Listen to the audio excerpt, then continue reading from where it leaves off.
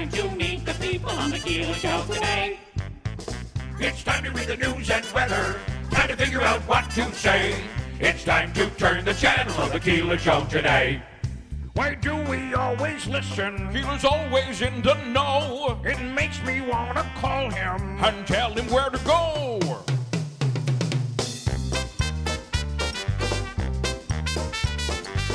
And now let's get things started.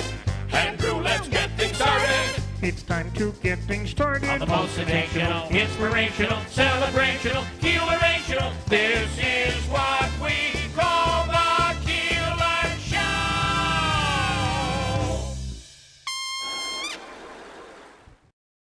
This is Keeler in the Morning. WIBX 950 and 92.3 FM.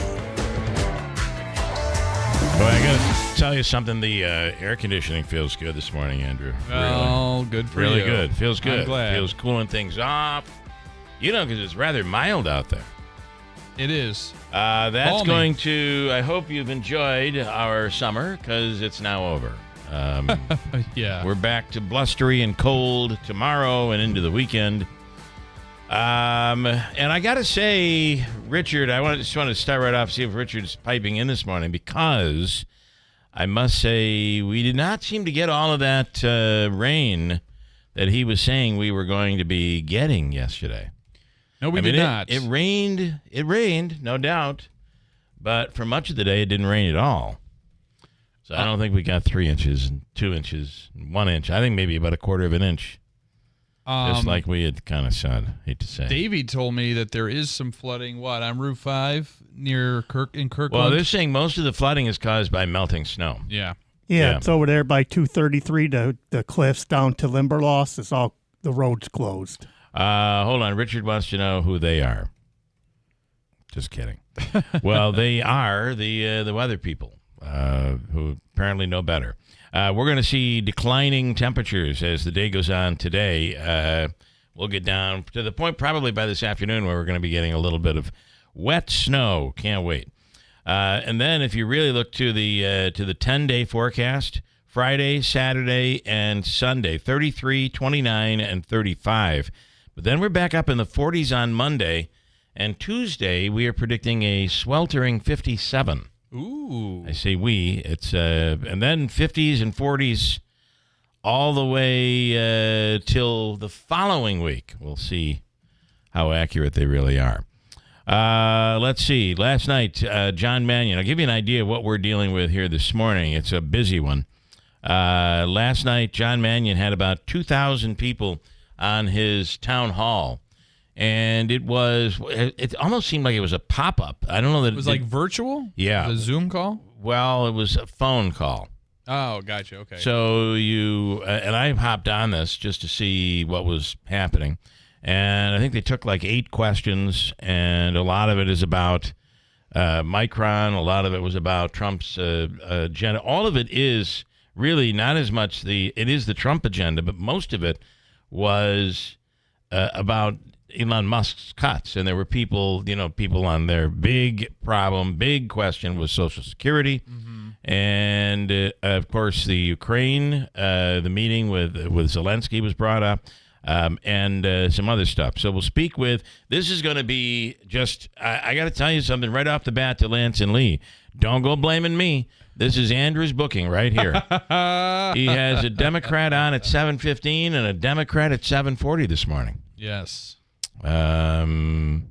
This is specifically Andrew's the book. scam. This isn't Megan who booked this. This isn't me who booked it. This isn't Davey who came in and said, "You do what I tell you." Well, it may have been. I didn't want to throw him under the bus. So we have Mannion on, Congressman Mannion at 7:15, and then at 7:40. As Republicans are waiting to see who the candidate's going to be in the 21st congressional race, the seat currently held by Elise Stefanik. Democrats have already picked their candidate, Blake Gendabian. I don't know that I'm going to be saying this name right. We're going to have to learn his name. Gendabian. It's Gendebien. Gendabian? Watch, it's like Gendabian or something. Yeah, I know. Anyway, he is a farmer, has a large farm in the North Country, and way up there and right at the St. Lawrence River. And we'll speak with him, learn a little bit about him coming up in the 7 o'clock hour. This morning, Davey, I know your mojo is a little down today. You seem a little frustrated. Listen, people need to know Davey has had a very Trying week. The last 2 weeks have been trying. They have been. But I'm not going to get into the trying week this week. That's personal and nobody needs to know about it. No one needs to know. I'm not trying to say that anybody needs to know.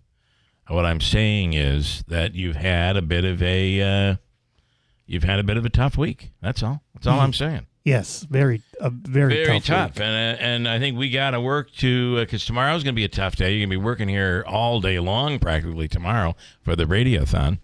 And then Saturday too. I'm volunteering on. And I just think that Davey's sometimes, believe it or not. And then I turned the big 5-0 on the 17th. Yes, he's got blues all over the place. Wow. And I really believe that sometimes at the halfway mark, sometimes it's what actually cheers you up. Believe it or not, is actually blues music, Davey. And you recognize this one here. I know you're not feeling good. I know you're feeling a little bit on the downside, but Davey, I'm going to tell you, your thrill is gone now, but it's going to come back. Davy's thrill is gone away. Yeah. Davy's mojo is gone, baby. Where are you going, Davey, with this? The thrill has gone away. All you got to do is smile, man. No, Lance and Lee did Davy wrong. Lance and Lee did you wrong. He'll be sorry someday. Oh, yeah. Just saying, a little cheer up for you, Davey. Little mojo for you. I like that. A little mojo for you. What's going on with the rest of it? Well, we'll have to do that. It's now available to purchase on Apple Music and Spotify. Yeah, so you're going to have to buy it. I didn't tell you that. It's behind a paywall. I only had so much time last night. That was good. I like it. Well, listen, it's to cheer you up. You've had a rough week. And I know you don't want to get into it, but you've had a rough week. We'll also this morning get an update from John Decker. Saw a picture yesterday that was sent to me from Tuesday night, the longest presidential address to Congress. There was Ryan Nobles and John Decker working right in the same area. Oh, hanging out. Got a shot with the two of them, and we'll speak with John Decker. Coming up in a little bit. Radiothon is tomorrow. We'll dig into that. This is, something that started, what year? 1970? 1971 is when Ralph Allinger, who was a former WIBX personality, died of a heart attack. And this is the 51st anniversary of America's Greatest Heart Run and Walk today. Well, and he was on his way to do, I think Davey knows, I believe it was a Colgate hockey game. No, Davey, shaking his head. The mojo's gone. He was on his way to do a Clinton Comets game at the Clinton Arena. Oh, okay. And he had a heart attack right outside the radio station on Clark Mill Road. They found his car in the ditch right next between the radio station and the curling club. Yeah. The curling club wasn't there at the time. Oh, okay. All right. From that point, they were doing a radiothon in his honor, and some guy up in go ahead, Larry Lewicki and five of his friends ran down from Barneville from Van's Taverns down to Clark Mills Road and made a donation to WIBX. And that's what started the literally started the Heart Run and Walk. Pretty amazing. Yeah. I don't know if everybody knows, but Davey's mojo might be off, but his history is not. He's sharp. Staff historian. Well, I've been here for all of them, sitting here helping you, making you guys sound good while you, all the controls and everything. Screw things up, mess things up. I just take it in when you guys tell the stories. And people come and go, like Andrew. People come and go, and guess what the only constant is? Davey. Yeah. Today is Andrew's last day in studio. Tomorrow will be at the Radiothon over in the Utica University Gymnasium.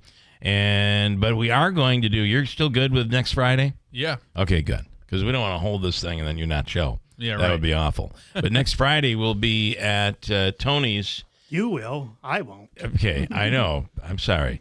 Next Friday we'll be at Tony's in Washington Mills and doing a free breakfast as a send-off to you, Andrew. Beautiful. Right. I love me some breakfast. Unless I split half of my body in the chair and then come over. Maybe you could. Maybe. That'd be a magic trick. Well, then your thrill would be back. Yeah.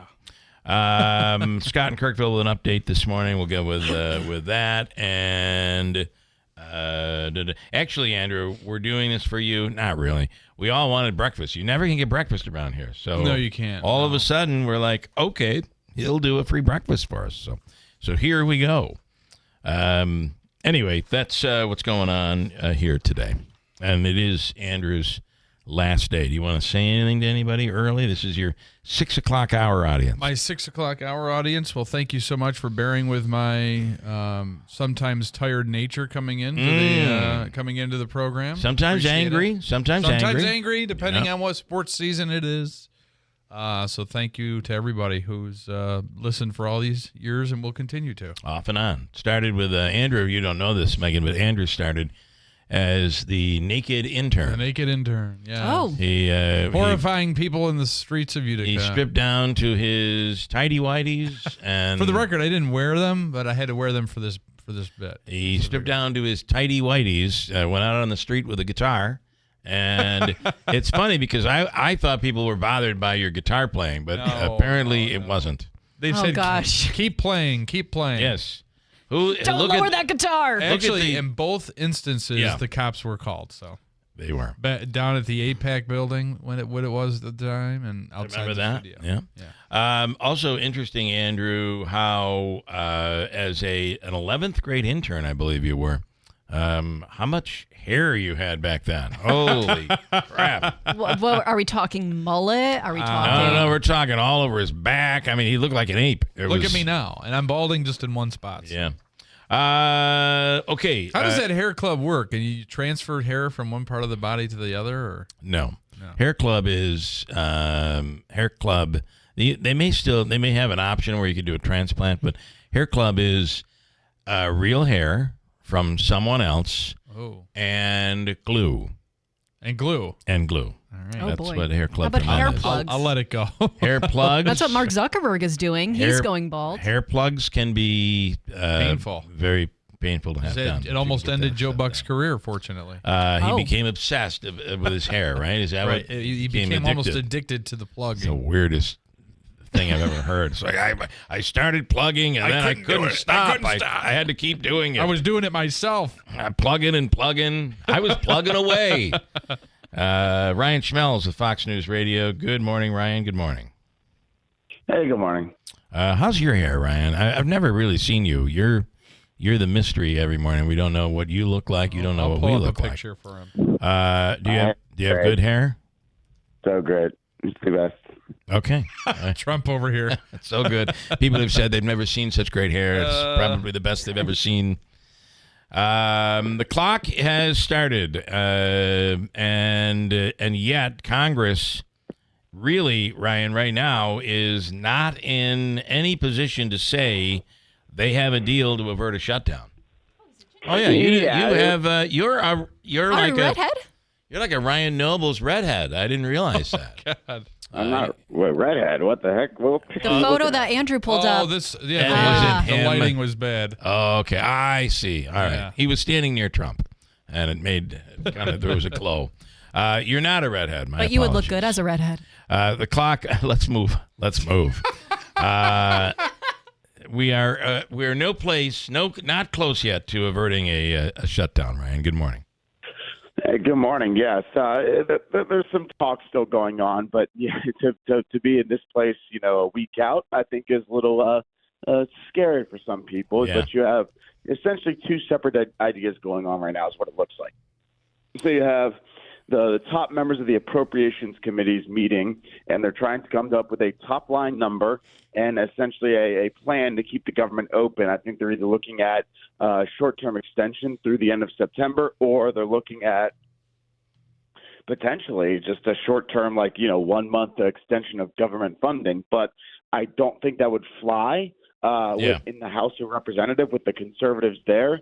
but it is being talked about. In the meantime, you have some of the GOP hardliners going to the White House and having meetings there. Essentially, they're trying to come up with an agreement that can pass without any help from Democrats, that they can get through both the House and the Senate. So, really, this is, the Republicans obviously have the votes to get this done, potentially, but they got to figure out their own issues here. So this is going to be interesting. Are you? I mean, you probably will get no Democratic votes. I'm assuming. If they go the partisan route, but yeah. I don't know how they get anything through without 60 votes in the Senate. So it seems like they're going to need help from Democrats in some way. Yeah. So I think that's kind of the challenge is what kind of deal you're going to come up with that doesn't have support from Democrats. So it's just it's very hard for them to pull that off.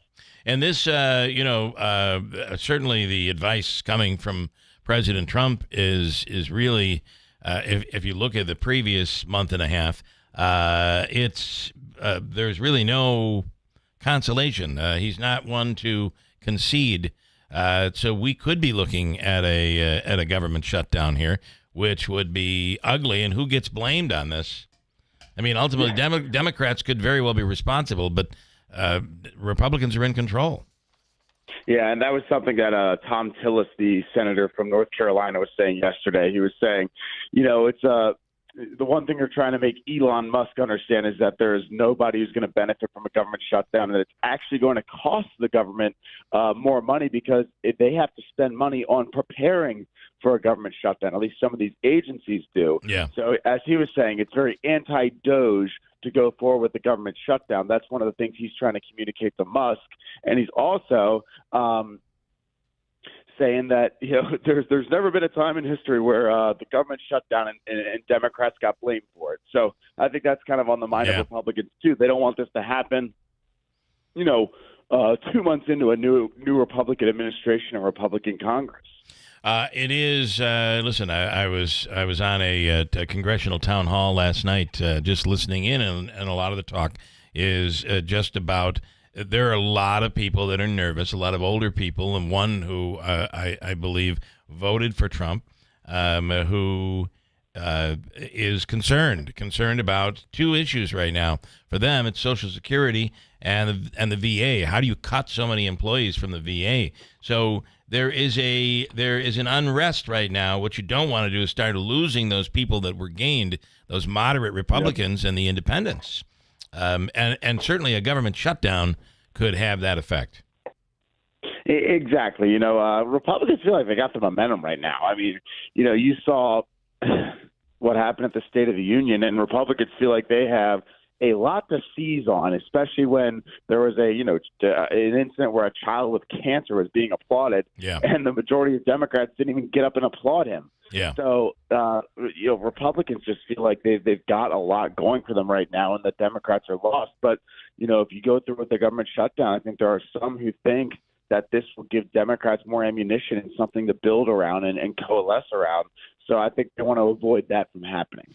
That'll be one of the questions we asked Congressman Mannion today about how do you win the hearts and minds of Americans when there's a child with cancer and you're sitting on your hands. I know you got to go, Ryan. Thank you. We appreciate it. Have a wonderful day. You too. Thank you. All right. I think that's a fair question. Sorry, I shut your mic off. You were breathing too heavily. Was I? No.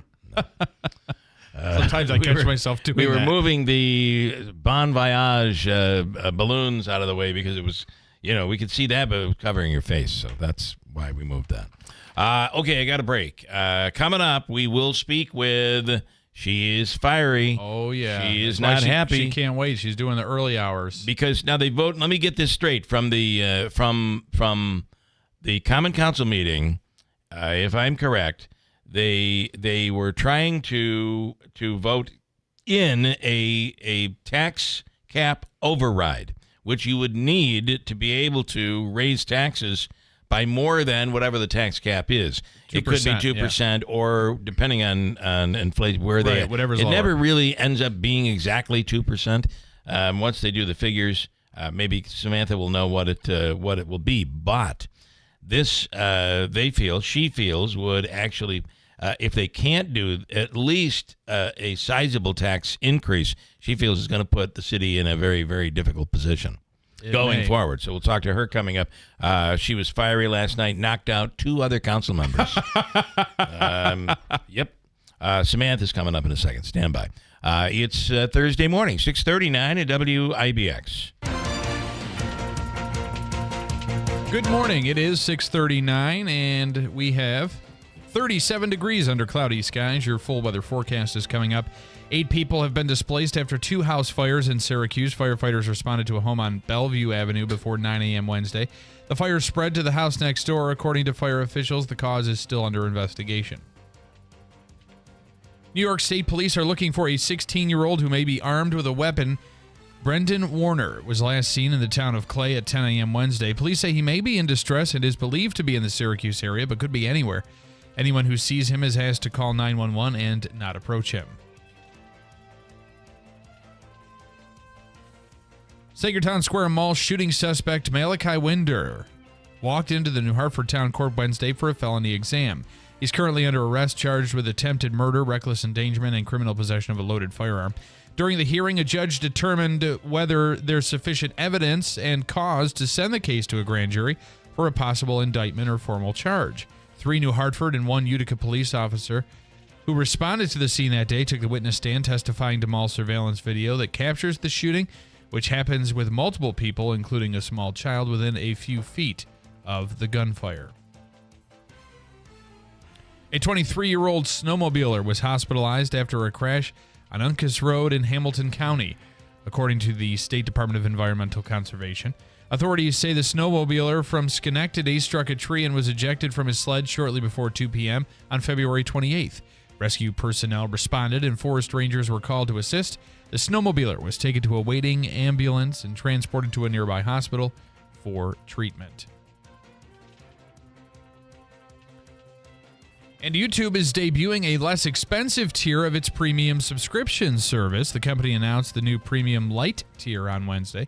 It will cost $8 per month compared to $14 for the original premium tier. What does it just give you? I'm sorry, I'm really interested in this. Yes. It just gives you the local channels? I don't even know that it's YouTube TV. I think this, because you can get a subscription to YouTube where you can watch ad-free. Yeah. And then you can exit out of the app and still have it on your phone. There's different things. So this is YouTube? That's what I'm thinking. For YouTube. YouTube says the new Lite option will allow subscribers to watch most videos without ads.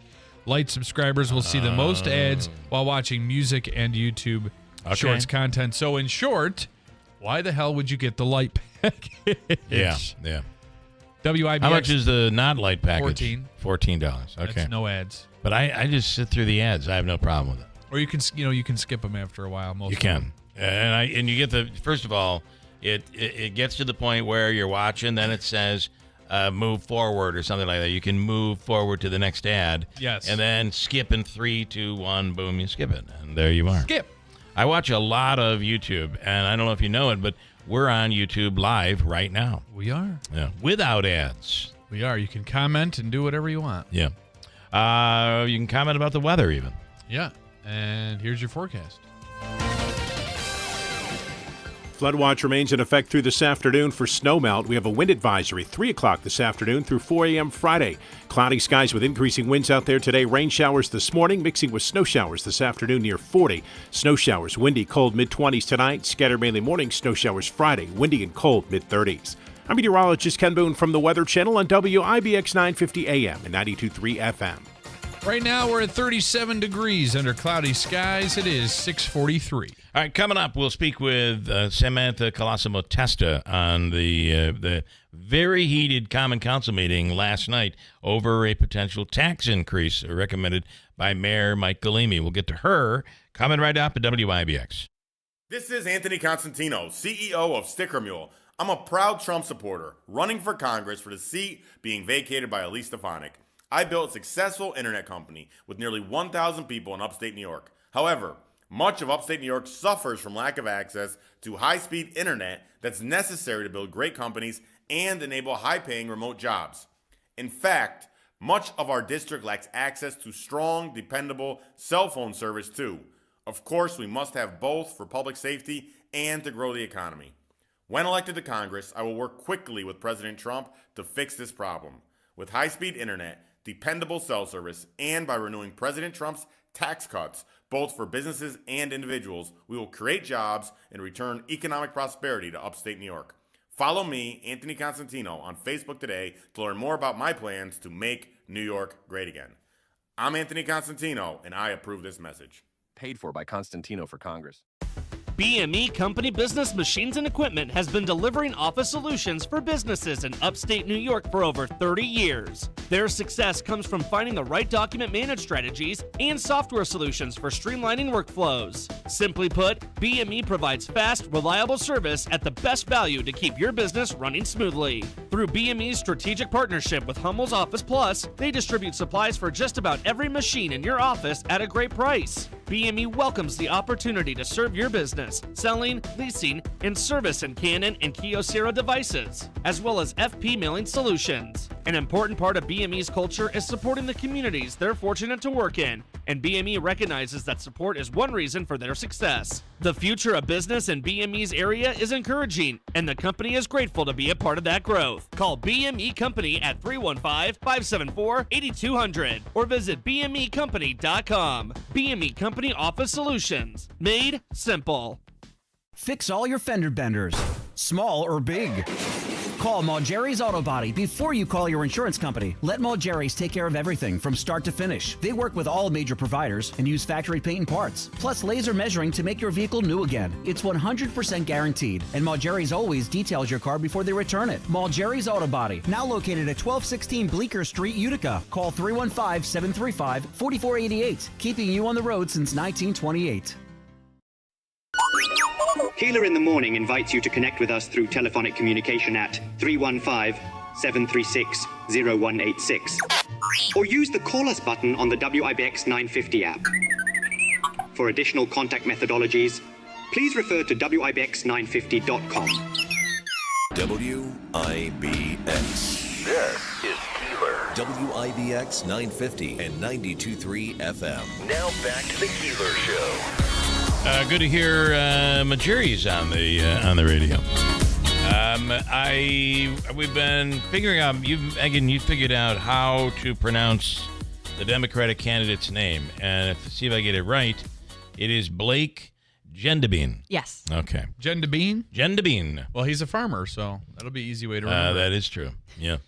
Gendabine. Get out there and gend those beans. If you're in need of some assistance medically, and it seems that you. I hate to say this, something you can look forward to, Andrew, is the minute you hit, like, I don't know, you've said 40. You're not there, but I believe it's like 50. A switch happens, and all of a sudden, all these things going on, and no doctor seems to be able to figure it out. Right, Davey? The big 5-0 is coming. The Falcon Clinic can help. Dr. Shemaleski, Dr. Zielinski, they are tremendous at getting to the bottom of an issue when you can't figure it out, or your doctor can't figure it out. Or if you need a new family doctor, call them today. It's the area's premier osteopathic medical clinic. The Falcon Clinic in Washington Mills. Call 315-507-4751. And they also do what is, I guess, similar to an adjustment, but it's extensive. You've gone through this as well. Yeah, it's a very involved process, and you get up off the table and you feel rejuvenated. Yeah, it's something. That's the Falcon Clinic in Washington Mills. On the line right now is Samantha Colosimo-Testa, and a heated meeting last night. Samantha, good morning. Good morning, guys. How are you? Good. So listen. First, before we get into this, yes. I want to say I've said goodbye to Andrew a ton of times on the radio show, so I'm just going to say farewell. I'll see you soon. Yeah, you're right. You're right. I had somebody say, she's like, again? I had somebody say that to me. It's like, how many times has he left? When do you expect him back? I like the entrance and exit. If Andrew had red hair all over his body, it would be very concerning. It would be. It would be. I'm trying to think of that. Oh, I boy. can't. That would be my Irish side coming out. And I do. Yes. I do find it funny that Ryan Schmelz was completely bothered that I call him a redhead. Megan, He was. Does that bother you, Megan? I mean, you're a redhead. I mean, Maybe that's just not his flavor. Apparently not. I don't know. Guess not. All right. It's very rare to be a redhead. So. Yes. Okay. Samantha, so the mayor has proposed almost a 10% tax increase again for the second year in a row. Yeah. The other members of the council, the Democrats, are saying the city cannot handle this. Homeowners, property owners cannot handle this in the city. They do not want to override the tax cap. And this went down party lines. You feel it's irresponsible. Here's the thing. If you're asking me to override the tax cap and you don't propose any amendments, I find it very concerning. And that's what they did last night. If you're telling me that you're not overriding the tax cap and you want to get under 2% and you don't give me anything to show how you're getting there, it doesn't make sense to me. And unfortunately, I feel their distaste for Galimi is really clouding their judgment to be a council person and not really realizing what the responsibility as a council person is. I've sat on the council for a number of years, whether it was, the only mayor that I've dealt with besides Galimi was Palmieri. And anytime that he proposed a tax increase, what the council did, and it was through the finance committee, was make amendments and adjust the budget that we felt was necessary to get it to a reasonable tax rate that we thought was necessary for the city. What do you feel? Oh, go ahead. No, I proposed my amendments. And in my amendments that I proposed, I got it down to about a 3 to 4% tax increase, give or take a few, in that approximate amount. But it's not the same. Like, again, you're asking me to not override the tax cap and not jeopardizing the city, because what ends up happening is that if you don't get under that 2% tax cap, that money that you don't take out of that budget, whether say for example, 2% is the exceeding limit that we can go as a municipality for the tax rate. If Galimi's proposed 9.7% budget doesn't get under that 2%, whatever money that you can't cut down in the budget, it ends up going into an account. And you also raise that tax rate to where you are. So I've really never agreed with the tax cap, so to speak, because it didn't make sense. It doesn't make sense to me. Why would I jeopardize the citizens of the city to not exceeding that tax cap for the possibility of that money going into an account that the state holds and telling you can't use that money while also raising that tax rate? I mean, and there's people on the council that have never voted to override have voted to override the tax cap because they knew that was the irresponsible thing to do. But again, I think that they have such a distaste for Galimi that they're really clouding their judgment on what their responsibility is as a council person. Well, it's very easy to we call it the Lapola effect. I think Lou Lapola voted no on everything his entire career when he was on the council, but when he was mayor and when he was on the school board. Sorry, but the reality of that tax cap is a problem. And do you know what the exact tax cap would be, or are we just estimating at 2%? So it's 2%. So if you look at the CPI from last year to whatever the rate is, it's 2%. That's exactly what it is. It's a 2% tax cap this year because you can't exceed that 2%. So even if it was 3.3% that we could raise taxes, what the allowable amount was, because that 2% tax cap is in place, even if we were allowed to go up to 3.3. You still have to maintain that 2%. Right? Joe Joseph asking, do the Democrats have Galimi derangement syndrome? Could be. And I gotta be honest with you. Like, again, I sat there and this is where I go back to the committee systems. The committee systems were very important. You had the finance committee, which was an unbiased system that would go through the budget and they would give their recommendations, both Democrats and Republicans. And I even hate to say that, but that was the truth. You had 2 Republicans, 2 Democrats on the finance committee. They would go through the budget. They would give their recommendations, and that's what the council dealt with. Now you have nine people on the council that, again, why would you ask me to override the tax cap without proposing any amendments? And they're actually like, it kind of makes me angry because they're like, well, Galimi, vetoed our amendments. Well, first of all, I could propose 750 amendments, right? It doesn't mean that my amendments are correct. I could increase revenues that we would never get and set the city up for failure next year. And they didn't do any of that. So they're on, I don't know what they're doing now. I got to be honest with you. I feel like I'm being led by, a car without a driver, if that makes sense. Because why, again, would you ask me to override the tax cap without proposing any amendments? And I don't know what they expected to happen last night. They knew they had the votes to not override the tax cap. Great. So proud of you. I clap for them because I'm very happy for them that they felt that it was necessary to do that. But again, how do you not give a solution to what you plan on doing? Like it's actually ignorant. I'm a little confused because oftentimes you're saying that are they for overriding the tax cap? No, they didn't override the tax cap at all. I know that. I know that. But you keep saying, how could you expect me to vote to override the tax cap without the amendments? You voted for overriding the tax cap. Right, because it's a safety net. I understand that. I just want to clarify that. I don't understand the part where you're saying, how could you ask me to override the tax cap without amendments? Because that's the part I'm getting confused. What they're saying is that they didn't override the tax cap. Okay, they kept it under 2%. That I understand. 2%. I know that. Yeah. I get that. But I don't understand why you keep saying they're asking me to override the tax cap. Are the Democrats asking you? They didn't propose any amendments. I understand, but they don't want to go over the tax cap. Right. Right. So how are you getting to not override that? How are you getting to under that 2%? Correct. So I think you're misspeaking when you say that. I don't think she's saying that they wanted her to vote to override the tax. Yes. Okay. Yeah. Yes. They wanted me to override the tax cap. It is confusing because this has never happened before. So yes, it is. It's confusing to me too. To be quite honest with you, they're asking me to not override the tax cap and saying that they're going to get it under 2% without proposing any amendments to make me feel comfortable to not override that. it. I understand, but every time you say it, you keep saying they're asking you to override the tax cap, and I didn't think that was the case. It is not the case. They want you to not override. You're dropping the word "not" every time you say it, and it's confusing me. That's my issue. Sorry, now I get it. Yes. Now I get it. Yes. I understand. Does that make sense now? It's what I thought it was, and now it's confirmed. So, all right. It's confusing too to say not overriding the tax cap and overriding the tax cap. And it kind of gets convoluted in that aspect of.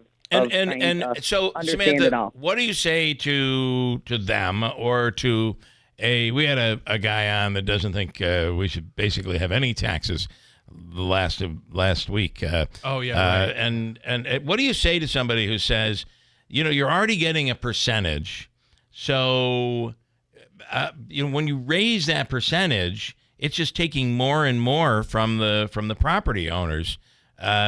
Because you're not making the revenue in the city that you really feel you need to make. So what do you say to them? And which is basically what they're saying to you last night.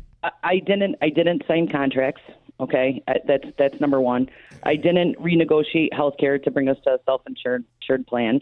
I didn't defer payments to debt service. There's a number of things that have happened over the last several years that have brought us to this position.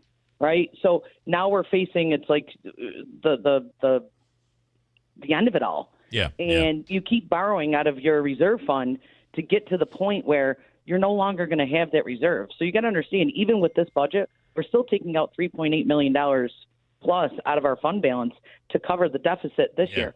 What's going to happen next year? Right. And to say that you would tie and listen, I put in budget amendments to, like I said, to get it down to about a 4% tax increase, and it is still $370,000 per budget amendment, or excuse me, per 1%. That's a lot of money to take out of the budget. Yeah. And it again, if you're not presenting that to me to make me feel comfortable to vote, not vote for that tax cap, right? Where are you bringing me? Yeah. And that's what I'm saying. It's kind of like give me the proof. Give me the proof of why I need to. They're crying because Galimi vetoed their amendments last time around. Yeah. All right. Interesting. If we voted for their amendments last time around, we would be in a bigger deficit because they estimated revenues that were never in existence, and they're still not. So it's very convoluted in this whole entire process. And like I said, I've never had to go through this before in all my years on the council. At least if I knew the majority wouldn't vote to override the tax cap, they would at least propose their amendments to see where we were. All right. In that financial position. Let's get you back on this topic. I appreciate it. Thank you. Absolutely, guys. Take care. Great stuff. All right. Thanks so much. I'll see you tomorrow. All right. Thank you. All right.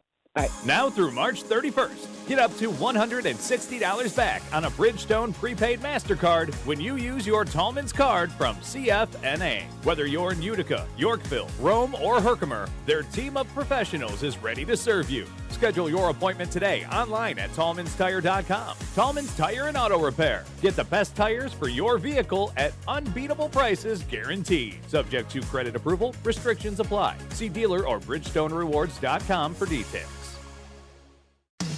We're the power and power equipment.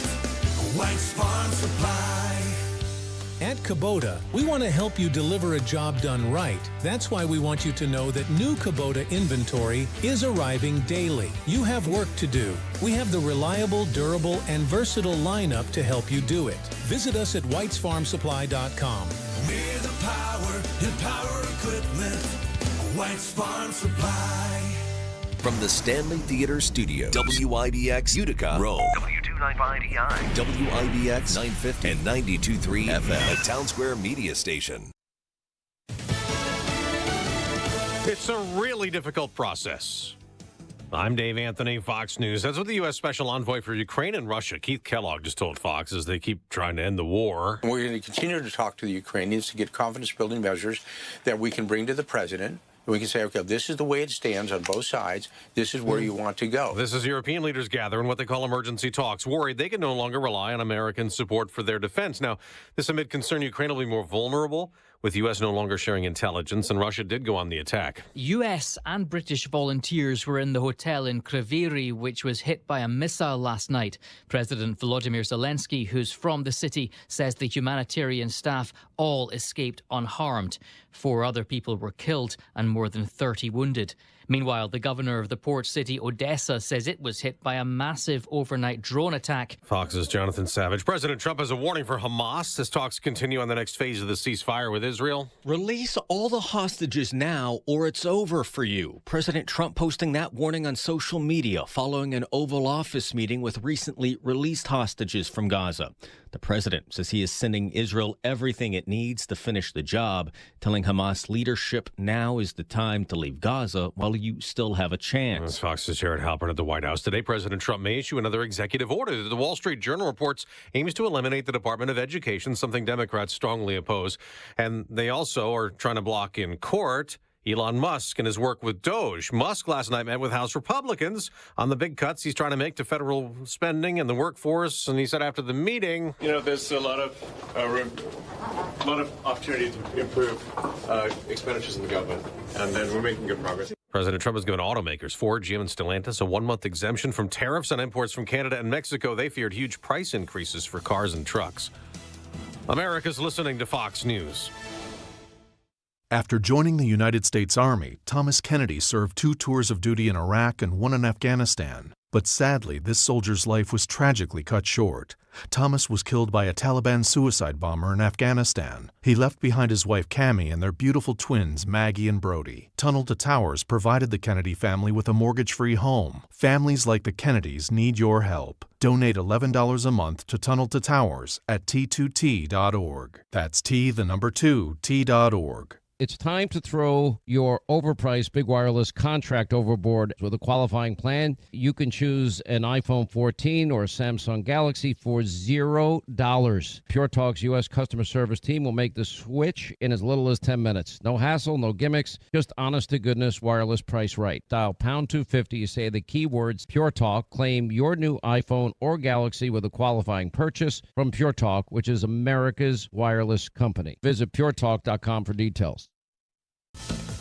House Republicans put a lot of heat on 4 Democratic mayors at a hearing in sanctuary city policies, questioning them for not cooperating with federal immigration raids, targeting those here illegally who commit crimes or security threats. These policies only create sanctuary for criminals. Oversight Committee Chairman James Comer. Chicago Mayor Brandon Johnson testified. Every violent crime is devastating, but scapegoating entire communities is not only misleading, it is unjust, and it is beneath us. The mayors of Denver and New York City were also there. So was Boston Mayor Michelle Wu. I am here to make sure that the city of Boston is safe.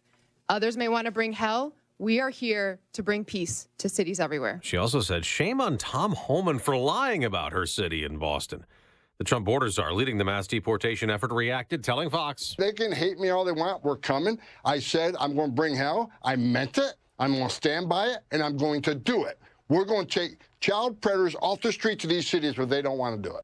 Vice President Vance took a trip to the border along with the defense secretary and director of national intelligence, touting a big drop in illegal immigration since President Trump took office again, with Vance saying he was most heartened in Eagle Pass, Texas by a number of Border Patrol agents who have come up to me and said thank you, or said because of this, we've cut the number of border crossings from 1,500 a day to 30 a day. On Wall Street, stock futures are way down after yesterday's rebound from a massive sell-off that started the week. In basketball, and the Cavaliers, with the best record in the NBA, clinch a playoff berth on March 5th. On ESPN, the Cleveland Cavaliers won their 12th game in a row, 112-107 over the Miami Heat. Donovan Mitchell led the Cavs with 26 points as the team wrapped up a playoff spot earlier than ever. Fox's Jared Max. In hockey, Alexander Ovechkin scored again in Washington's win over the New York Rangers.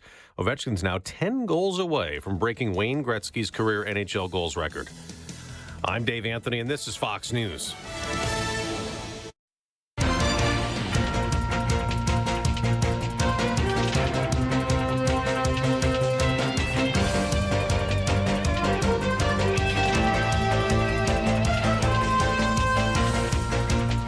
Good morning, WIBX 950 AM 92.3 FM news time, 7:05. I'm Andrew Derminio. 36 degrees under cloudy skies. Your full weather forecast is coming up. 8 people are displaced after 2 house fires in Syracuse. Firefighters responded to a home on Bellevue Avenue before 9 a.m. Wednesday. The fire spread to the house next door, according to fire officials. The cause of the blaze is still under investigation. A man who admitted to child sex crimes will spend decades behind bars. 40-year-old Kenneth Kogel Jr. pleaded guilty to 7 counts of sexual exploitation of a child, 1 count of commission of a felony offense involving a minor by a registered sex offender, 1 count of distribution of child pornography, and 1 count of receipt of child pornography. The U.S. Department of Justice says the Baldwinsville man was sentenced to 45 years in prison. When he's released, he will have to register as a sex offender. The city of Syracuse is planning renovations to the War Memorial. The $2.6 million plan will provide upgrades to the Upstate Medical University Arena. It will include new lower bowl seating, improved accessibility, and expanded event spaces. The work is expected to be complete for the 25 to 26 season. Sangertown Square Mall shooting suspect, 21-year-old Malachi Winder, walked into the New Hartford Town Court Wednesday for a felony exam. He's currently under arrest and charged with attempted murder, reckless endangerment, and criminal possession of a loaded firearm. During the hearing, a judge determined whether there's sufficient evidence and cause to send the case to a grand jury for a possible indictment or formal charge. 3 New Hartford and 1 Utica police officers responded to the scene that day and took the witness stand, testifying to mall surveillance video that captures the shooting, which happens with multiple people, including a small children within a few feet of the gunfire. And biologists are praising new eagle parents, Jackie and Shadow, as they take good care of their new baby chicks in Big Bear Valley, California. Thousands of people have been watching the eagle cam every day, waiting for those eggs to crack. 2 of the 3 eagles are now hatched and thriving in their nest, 145 feet in the air. Sandy Steers is a biologist, and she runs, quote, Friends of Big Bear Valley, end quote, and the 24/7 Eagle cam on YouTube. Steers says she's hopeful the 3rd egg will soon hatch as well. So did you see the some Canadian put out a video of TikTok video, and it was a Canada goose protecting its territory, and it was an eagle attacking the Canadian goose. So they got the memo in the Wild Kingdom, and the goose chased the eagle away. So that became their big symbolic videos. There you go. I also want to say a very happy birthday to my Uncle Boomer today. All right. Celebrating a birthday. All right. Now, here's your forecast. Flood watch remains in effect through this afternoon for snowmelt. We have a wind advisory 3 o'clock this afternoon through 4 a.m. Friday. Cloudy skies with increasing winds out there today. Rain showers this morning mixing with snow showers this afternoon near 40. Snow showers windy, cold mid-20s tonight. Scattered mainly morning snow showers Friday. Windy and cold mid-30s. I'm meteorologist Ken Boone from the Weather Channel on WIBX 950 AM and 92.3 FM. Right now, we're right around 36 degrees under cloudy skies at 7:09. In sports, the Nets are hoping to put an end to their lengthy losing streak after suffering their 5th consecutive loss. The Nets are hosting the Golden State Warriors tonight at Barclays Center. Brooklyn is 11th in the Eastern Conference at 21-40. In other news, the New York Post is reporting guard D'Angelo Russell is believed to have told those around him he hopes to remain with the Nets in free agency. Brooklyn acquired Russell from the Lakers on December 29th. The Knicks took care of a couple transactions on Wednesday following New York's loss to the Golden State Warriors. Pacome Didiet and Tyler Kolek were assigned to the Westchester Knicks of the G League. The Knicks hope to start their 5-game road trip off on the right foot. New York will visit the Lakers of Los Angeles tonight at Crypto.com Arena. The Knicks are 3rd in the Eastern Conference at 40-21. The Rangers were unable to extend their winning streak after falling to the Capitals 3-2 in overtime at Madison Square Garden. They're now 3rd in the Eastern Conference wildcard with 67 points at 31-26-5. They'll visit the Ottawa Senators Saturday afternoon at Canadian Tire Center. Meanwhile, the Islanders could make a move before tomorrow's NHL trade deadline. According to The Athletic, it's uncertain whether or not forward Brock Nelson will be dealt, but it appears that it is most likely the option. Minnesota, Winnipeg, New Jersey, Colorado, and Toronto are among the long list of teams with interest. The Yankees resume Grapefruit League action this afternoon. After enjoying the day off Wednesday, the Bronx Bombers will host the Minnesota Twins in Tampa. Garrett Cole is expected to get the start. The right-hander struck out 5 batters while allowing 1 run over 3 1/3 innings pitched in his spring debut. New York is 6-4, and the Mets continue to get ready for the regular season as they resume Grapefruit League play when they host the Astros tonight in Port St. Lucie. They are, the Mets being 4-6. And Jose Siri has had a big spring season. He's hit a team-high 3 home runs to go along with 7 RBIs. Syracuse, of course, they'll play Virginia Saturday night. They're at 12-18, and Davey says if they lose that game to Virginia, they could be a 20-loss team this season. Well, they would be. Well, they're 12-18 now. Oh, I see. So they make their way. They lose, and then they lose in the ACC tournament. I see where you're going with that. Yeah. And don't forget, Colgate plays in their quarterfinal game tonight in Hamilton against Army. Comets at home tomorrow night at the Adirondack Bank Center, and they still have a very it's 10 points out. It's almost impossible for them to make the playoffs. Yeah, but it is possible still. With 19 games remaining. Yeah, they're going to need some help with some losses, and they need to go on a streak in order to make the playoffs. And then playoff action, the championship UC-HC game on Saturday night at the Adirondack Bank Center. It is the Utica University Pioneers, number 1 seed, taking on the number 2 seed, Geneseo.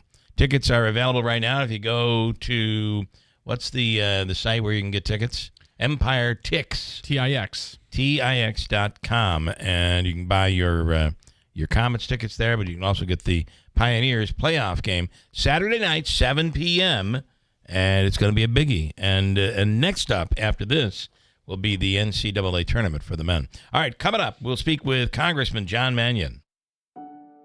Uncertainty, the unknown. These can be some of the greatest fears people face. There is a chance for a life of greater certainty that the Rome Rescue Mission provides. We call it a hand up, not a handout. The Rome Rescue Mission provides the basic necessities and the skills needed to start a new life. It starts simply with someone to talk to.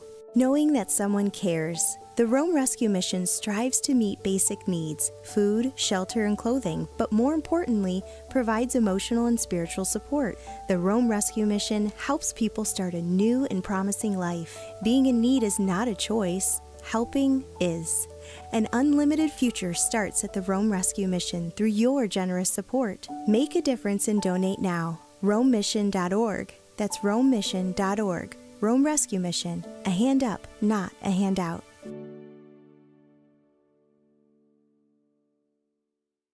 Every once in a while, something that sounds too good to be true is actually, in fact, true. How would you like up to $4,000 of free windows? And when I say $4,000 of free windows, I mean $4,000 of free windows. No gimmicks or games. You don't have to buy $4,000 to get $4,000 free. You just get up to $4,000 of free windows through Patriot Home Solutions and NYSERDA. Of course, some restrictions apply, but none of these restrictions are income-based, and you don't have to sit through a long, drawn-out sales presentation. Give Patriot a call at 315-401-0440, and they can quickly tell you over the phone if you qualify or how you can get qualified. That's 315-401-0440. These aren't any windows. They're high-quality, custom-fitted windows designed to save energy and keep the cold air out all winter. Your window solution is Patriot Home Solutions. Online at patriothomesolutions.com. During tax season, your personal info travels to a lot of places you can't control. Between payroll, your home office, your tax preparer, and the IRS, if your W-2 gets exposed, that's just the ticket for identity thieves. That's why LifeLock monitors hundreds of millions of data points every second. If your identity's stolen, they'll fix it guaranteed or your money back. Don't let identity thieves take you for a ride. Save up to 40% your first year with promo code CLAY. Visit LifeLock.com. Terms apply.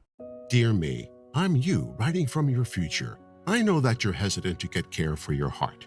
But when you visit the St. Joseph's Health Cardiovascular Institute, you'll receive a higher level of care. Their team of highly skilled doctors, nurses, and specialists provides comprehensive heart care and quicker recovery times, giving you the best possible outcomes. Go to sjhsyr.org/CVI to get started. Don't wait. Get back to the life you love. Hey, Central New York, this is Will Kane of The Will Kane Show, and you can now hear my show every weekday at WIBX. I do things a little differently when I'm behind the microphone because I turn it over to the listeners to learn and really dig into the issues that impact everyday Americans. The Will Kane Show lets you keep ahead of the headlines and understand what's really going on in the world with in-depth discussions from leading experts and the brightest minds. From politics to sports, nothing is off topic. Listen to The Will Kane Show weekdays at 6, only on WIBX 950 AM and 92.3 FM. WIBX. This is Keeler. WIBX 950 and 92.3 FM. Now back to the Keeler Show. All right, portions of the program today brought to you by GPO Federal Credit Union. Simplify your finances with a balance transfer with rates as low as 3.99% APR for 12 months, or consolidate high interest debt into one manageable payment with their personal loans. And they go further. GPO has partnered with a program called Balance to provide you with free virtual or in-person sessions with financial advisors. Together, you and they create a personalized plan to help you take control of your finances. Call them today. Let GPO allow you to start fresh here this year. GPOFCU.com is the website, or stop by any branch. Debt-free, stress-free. Start your journey with GPO today. Subject to credit approval, membership eligibility required, rates and terms based on credit worthiness. Balance transfer rates revert back to normal card rate after the 12th month. GPO, you can call them GPO for more information. On the line right now is Congressman John Mannion. Congressman, good morning. Good morning, Keeler. Thanks for having me on again. And these are interesting times as we're once again have a possible government shutdown looming. But it is interesting. It almost seems like there are shutdowns going on every day with Doge. What are your thoughts on Elon Musk and what's going on? Sure. Well, my first position I would say about Elon Musk is he hasn't been elected. I think the majority of people did not ask for this. He has not gone through any background checks. He has multiple conflicts of interest and investigations by the very departments that he is eliminating or crippling. We want to make sure, we all want our government to function efficiently. And we actually have inspector generals that the president has removed from positions, removed them illegally, a violation of federal law, how it was done. They're the ones that are the referees. They're nonpartisan. They make the calls. They do the audits. And what we're seeing is, I mean, we'll get to the people in a second, but what we're seeing is a lot of these items that are apparently identified as waste have not been able to be verified. Less than 10% can be verified, and many of them have been taken off of the website. So I'm worried about the conflicts of interest. I'm worried about what the rationale is, and then how people are being treated. I mean, I met a veteran yesterday. This is a guy who served our country in Iraq. He now worked in a facility that cared for veterans, a healthcare facility. He received one of those emails. His name was not even on the email, nor the date. They were X'd out, and he received basically a termination notice because he had received a promotion. He was a probationary employee as a result. No evaluation of the job that he's doing, no conversation about how dedicated he is, and this guy's just gone. And we need to provide these services. A lot of us, I would say, we don't want government in our business, but we need them to be responsive when we need them. And we in this country, probably better than almost any other country in the world, is responsive to the needs of the people when we have to be. So I have great concerns about the cuts, the impact it's going to have on individuals' lives, but also those systems and organizations that are going to be, it's going to be this massive, it's not going to be a ripple, it's going to be a wave effect through our economy. Yeah. And I think we're seeing that reflected, in the stock market. So I sat in last night on your town hall. You had about 2,000 people with you for about an hour last night, which I do certainly appreciate. And if given the opportunity, I was going to ask you a political question. And it's simply a political observation. Clearly, you've been able to connect with the people in the 22nd. You won the election, but nationally, for Democrats, the general thought is they somehow lost. They were not in touch with the moderates, those moderate voters, and moderate Democrats, and independents somehow, which is how President Trump ended up becoming president again. So how do you win the hearts and minds of those Americans? And because I got to say the visual on Tuesday night of not standing and clapping for a veteran or clapping for the child with cancer or those things. I mean, Democrats, I don't know what you did, but Democrats sat on their hands. How do you win over those people who you lost? Because you got a midterm coming up before you know it. Sure. Yeah. Well, there's a lot there. Let me go back a couple steps and just say that, listen, I left a job that I love here as a teacher to run for office because I was frustrated with things that were top-down issues in public education that was impacting teachers and kids that had to do with testing and funding and evaluation systems, So anyway, I'm from here, so I think most of this country wants what we want. We want safe communities, we want good schools, and we want opportunity. So I stay in that space. And I'm here to work with everybody because I know where I'm from. So, you probably heard me say this, but I left a state Senate seat where 29 out of 33 municipalities are run by Republicans. So I'm working with everybody. I also, get very frustrated when a message is not truthful and it resonates with people. Yeah. So I call that out. I mean, the president stood up there and talked about the millions of people over age 100 that are on Social Security lists. They're not being paid. There's not money going out. I verified this with the Social Security Administration. and with independent entities like Social Security works. So for me, again, listen, I've always said this. I run on my own laurels. I talk about my background and what I want to do. And if that's good enough for the people of whatever seat I'm running for, that's great. And if they don't like it, I'm out. I do want to go. That's all right. I do want to go back to the to that because I didn't believe any of what President Trump said last night on the Social Security issue or on Tuesday night, because to me it was written like a comedy bit. Whoever wrote that, it was really a well done. The syllables were in the right place. It was a comedy bit.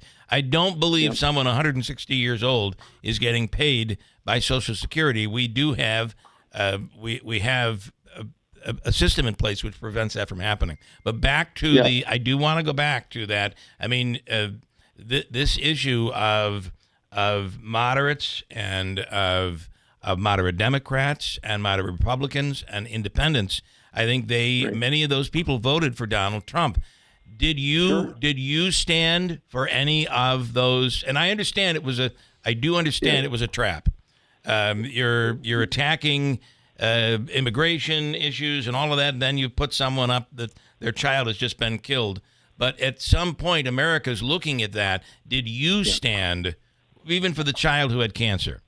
I applauded for the families, and I applauded for the kid. Of course, I did. Right. I did, of course. But that act of defiance, if we want to call it that, was towards the President of the United States. I mean, let's be clear. Yeah. These are not evil people I work with. They're not. They care about a family that has lost someone where they were killed by somebody who was here illegally or otherwise. A kid with cancer who wants to be a police officer.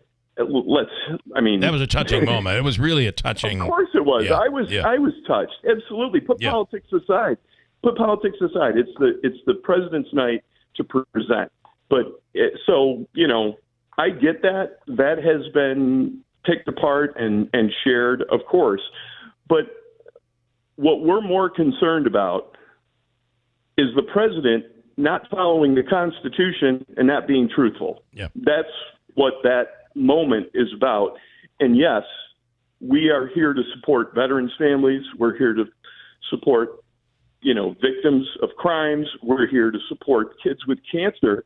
And I say we're, but I know where I stand on all those things, and I'm there to support them. Yeah. And on the moderate, Democratic position, right? Like, I oppose my party when it makes sense. We have these corrections officers right now. I was the only Democrat in the state Senate to vote no on halt. And there's a reason why I voted no. It's because I went into the facilities and I talked to the corrections officers and others that work there, and they said, it's already a problem, and this is just going to make the problem worse.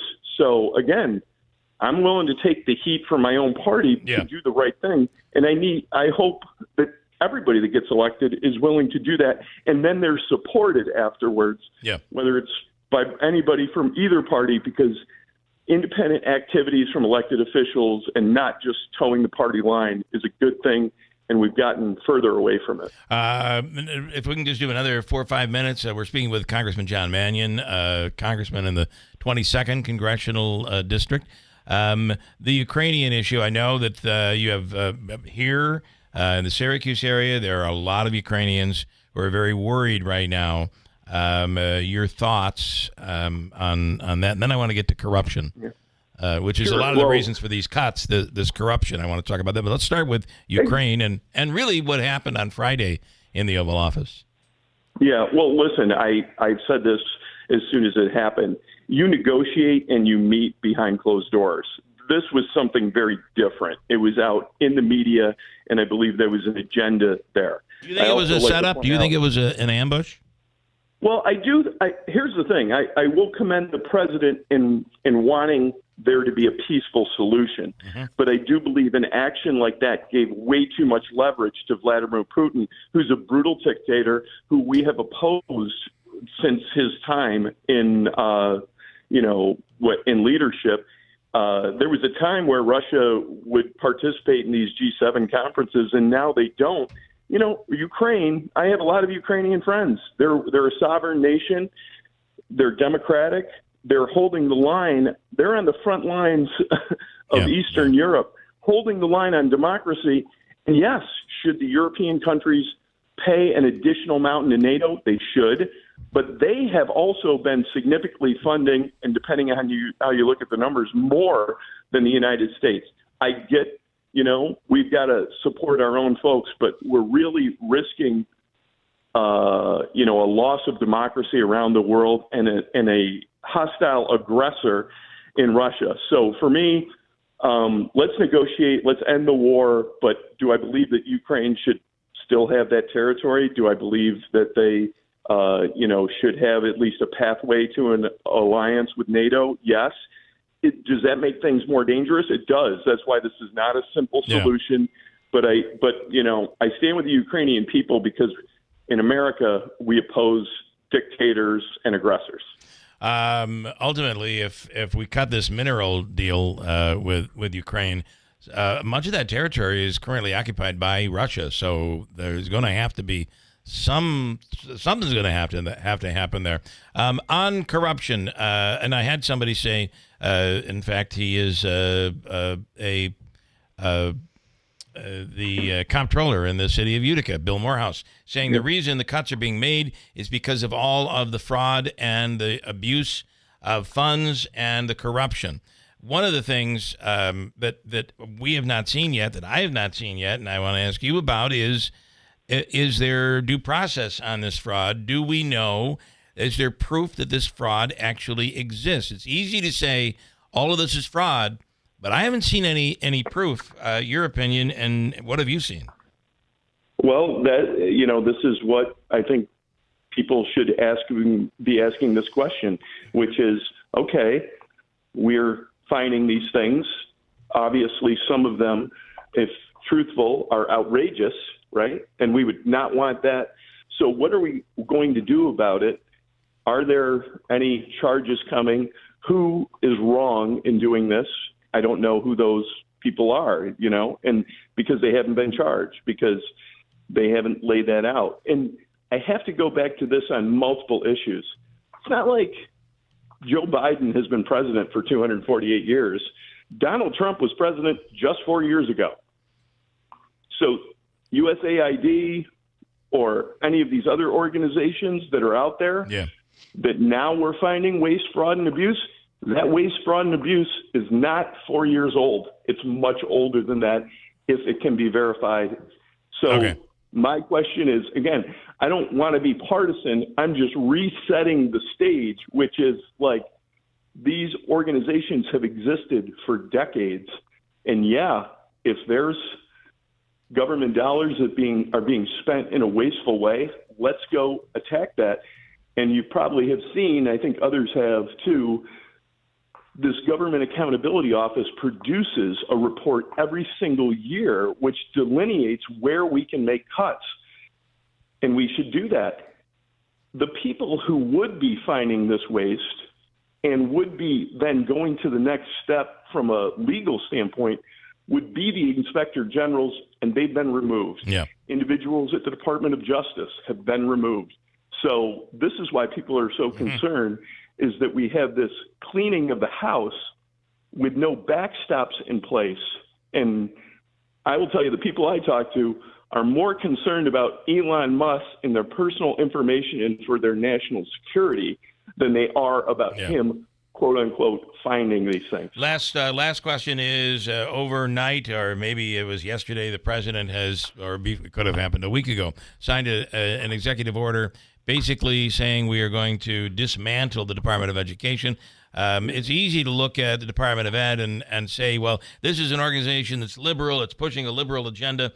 And I guess maybe in some cases, if you're against some of their policies, that may be true in some regard. However, the Department of Education, I don't think people understand how much that organization does. And if you dismantle it, the disruption would be, I believe, would be significant.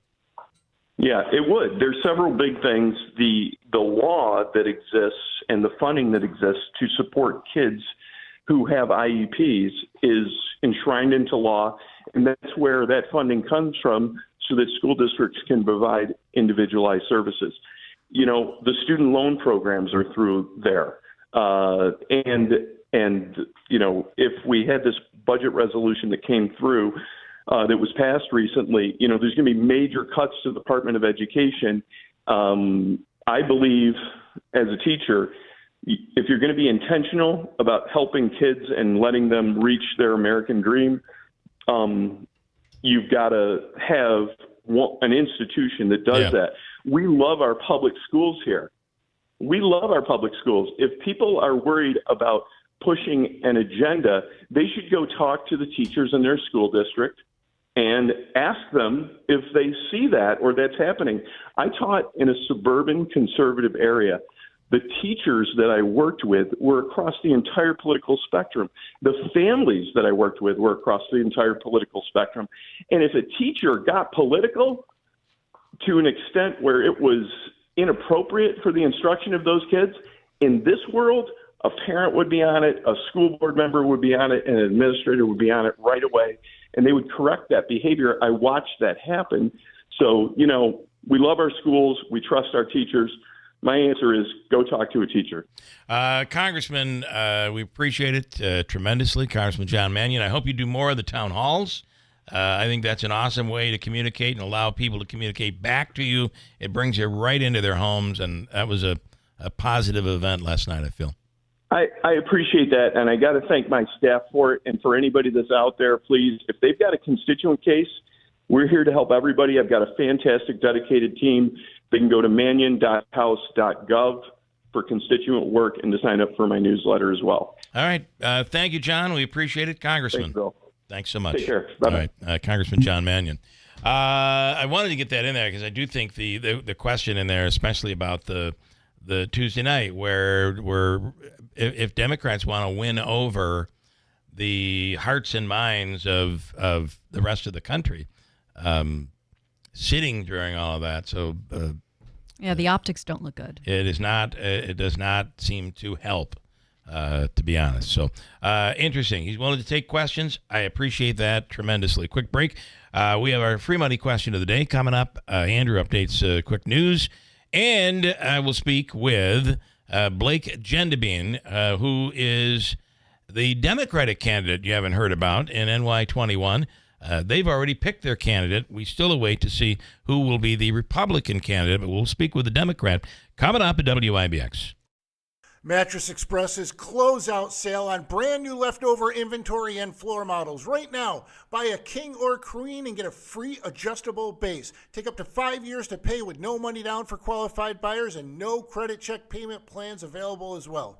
Now through March 31st, get up to $160 back on a Bridgestone prepaid MasterCard when you use your Tallman's card from CFNA. Whether you're in Utica, Yorkville, Rome, or Herkimer, their team of professionals is ready to serve you. Schedule your appointment today online at TallmansTire.com. Tallman's Tire and Auto Repair. Get the best tires for your vehicle at unbeatable prices guaranteed. Subject to credit approval, restrictions apply. See dealer or BridgestoneRewards.com for details. Are you a CDPAP home care user or caregiver? Switch to PPL before April 1st to ensure a smooth transition. It's fast and easy, over the phone, online, at an in-person or virtual session, or with a CDPAP facilitator. Call PPL at 833-247-5346. That's 833-247-5346. Visit pplfirst.com/CDPAP. Register today. A message from the New York State Health Department.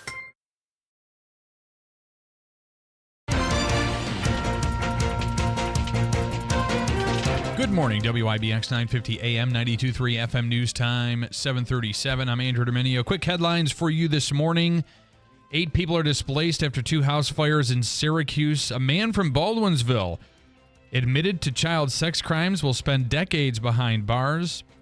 New York State Police are looking for a 16-year-old boy who may be armed with a weapon and may be in the central New York region. Anyone who sees him is asked to call 911 and not approach him. More details coming up at the top of the hour.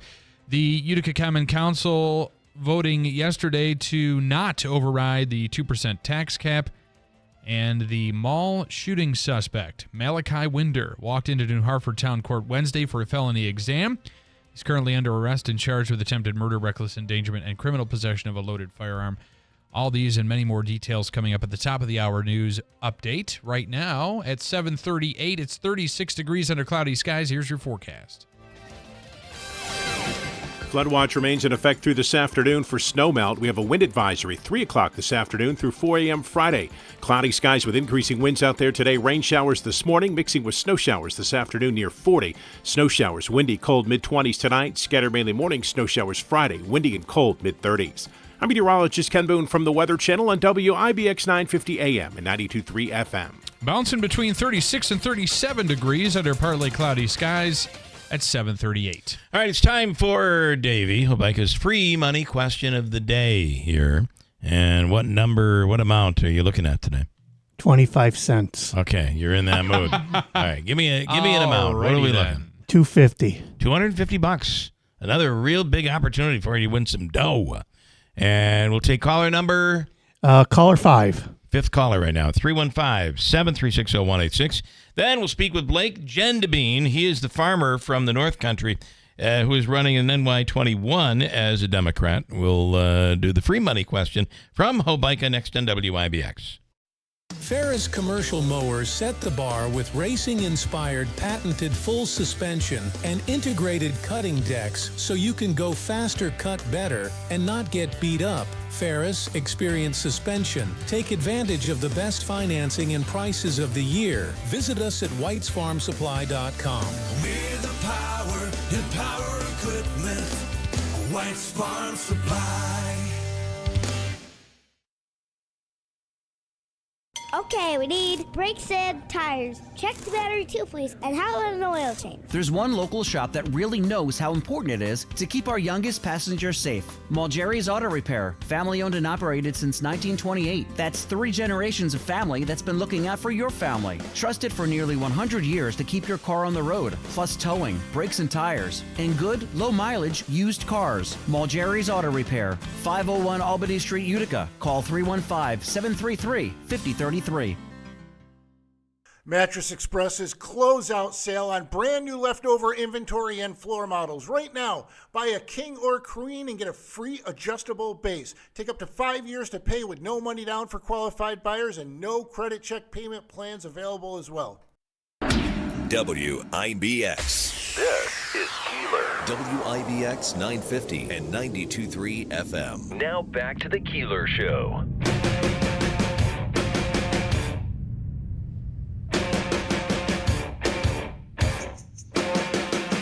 All right, here we go with $250 on the line for the Hobeika Law Firm. Man, the money has been flowing. I think 3 out of the last 4 have won, and we have $250 on the line right now. Comes from the Hobeika Law Firm, Joseph and Andrew Hobeika, at 315-724-1600 for all of your legal needs. Hobeika, Hobeika. For all of your legal needs. Court is on the line in Rome. Good morning, Court. How are you? Hey, good morning, Bill. How you doing? And are we ready to go here? I am ready. All right. This is worth $250. Oh, yeah. And here is your question. Get it in within 7 seconds. Guess if you have to. But you might know this one. This unit of measurement is also an animal. The name of an animal. Ready, go. This unit of measurement. Inch. Did you say inch? Inch. Inch as an inchworm. Yeah. This, and I believe it is I'm trying to think of what this unit of measurement is. Mole. A mole is what? For temperature, right? It might be. It's scientific measurement, Andrew. You know my history and science. Me.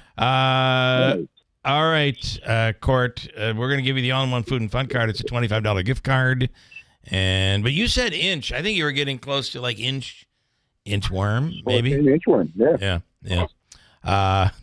I'd like to push it for you, but I'm not sure I can. So apparently the mole is something to do with chemistry, represents the amount of a substance. Yeah. It's also somebody in this room is reporting us to management. Who's the mole? All right, all right, Court, stand by. Navy's going to hook you up. Thank you. Thank you, Bill. All right, man. Yeah, I knew it was a chemistry thing. Something sciencey. My daughter's a chemistry major, and I feel like I don't know what happened, but she went off to school and speaks another language now. I can't even understand what she's talking about. On the line right now is he is running as a Democrat. He's a farmer in the North Country. Blake Gendebeen is on right now. Good morning, Blake. Thanks so much for coming on.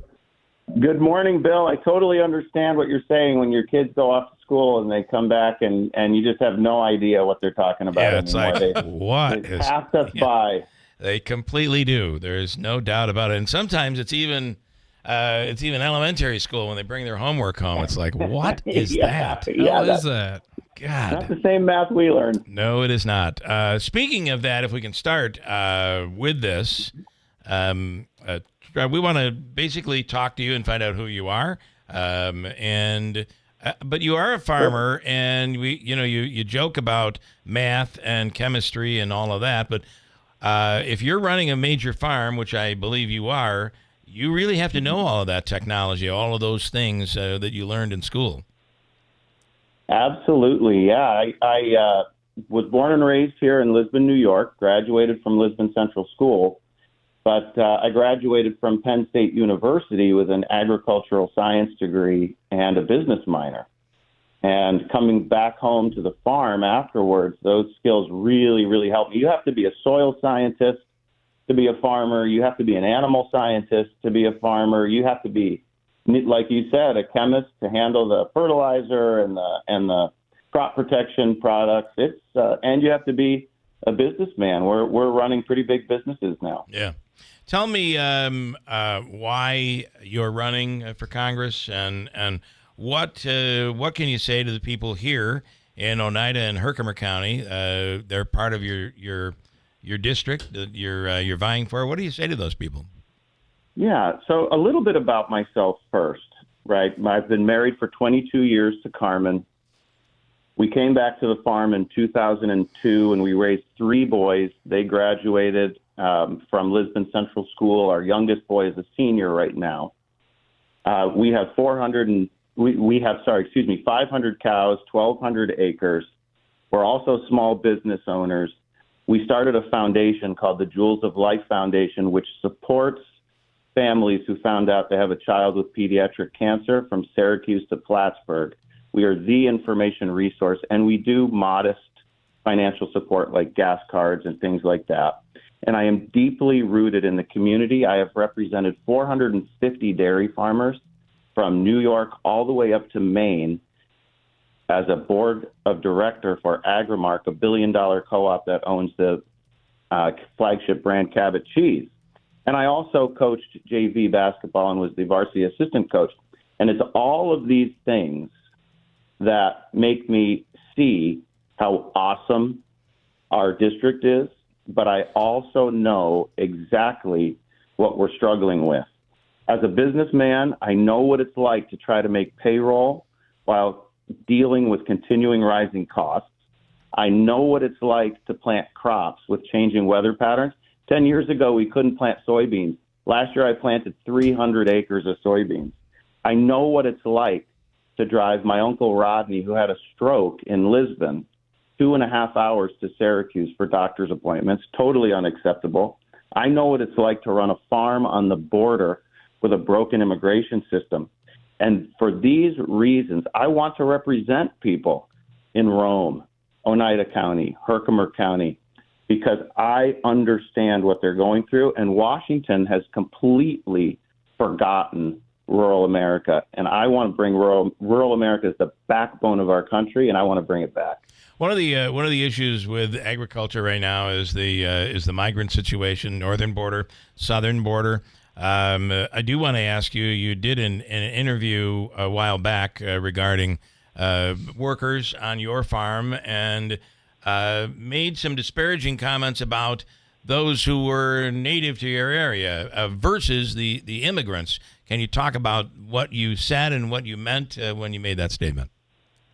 Right. So that was nearly an hour and a half long interview about small farmers in the North Country. And it's really disappointing that Washington does not want a local person to represent the North Country. They want their hand-picked people.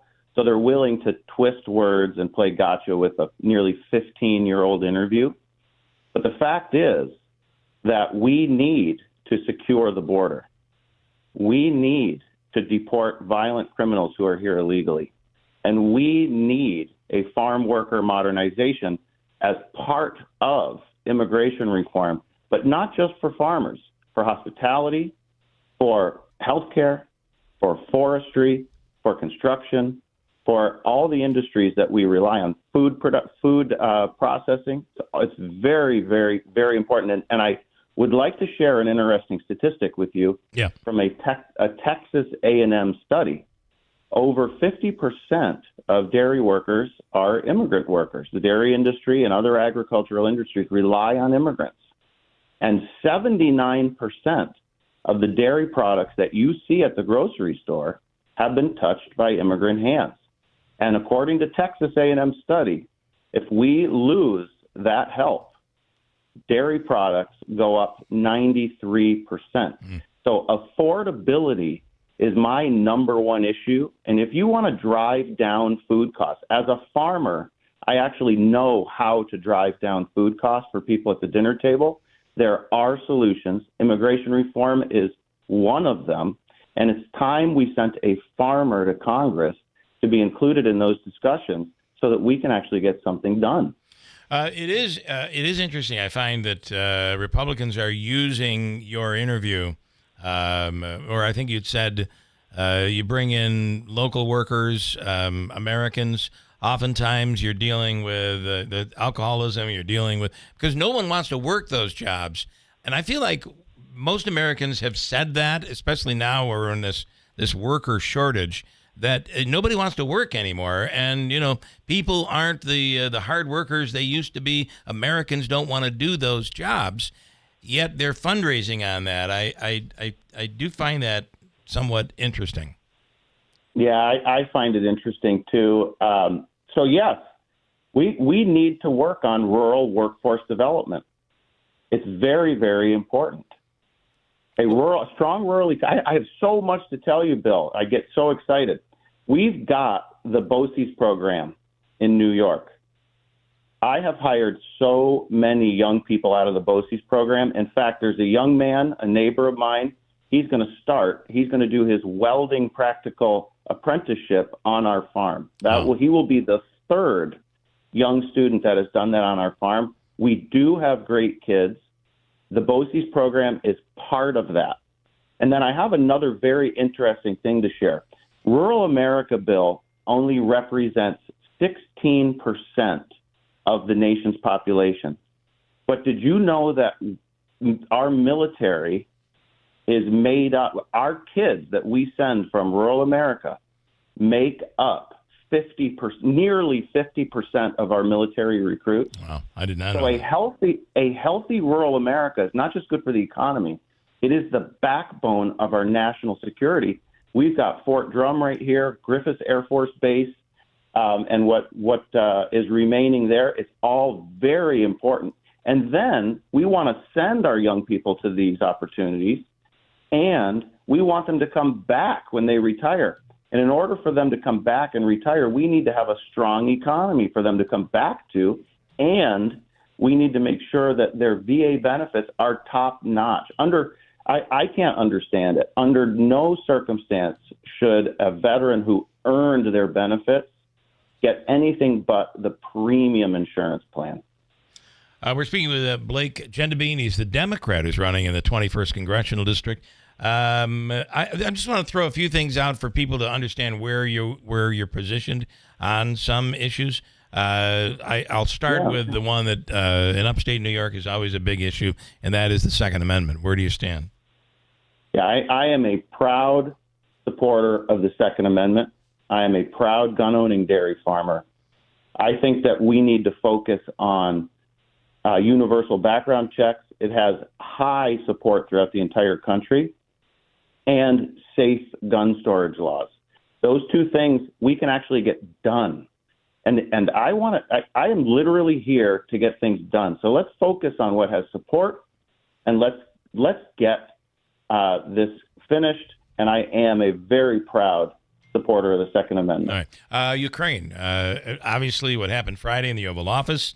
We're holding off on any support for Ukraine now. It does seem like something is going to end up getting done, maybe this week. But where do you stand on it? I really simplify the issues. I am always on the side of a democratically elected leader trying to protect their sovereignty from a former KGB thug invading their country. It's that simple for me. Yeah. And then the cuts that are being made, the Doge cuts that we're seeing that have become very controversial, even for Republicans. It seems indiscriminate here. Yeah. Everybody's having trouble with those town halls, right? I think we've seen a lot of them. But my approach to this is simple. I am a businessman. I'm a dairy farmer. I always am looking for places to save money, always, because I want to stay in business. And government should be run in a similar manner. But this district relies so heavily on federal jobs, on Medicaid, on Social Security, and on SNAP benefits. Let's just say it like it is.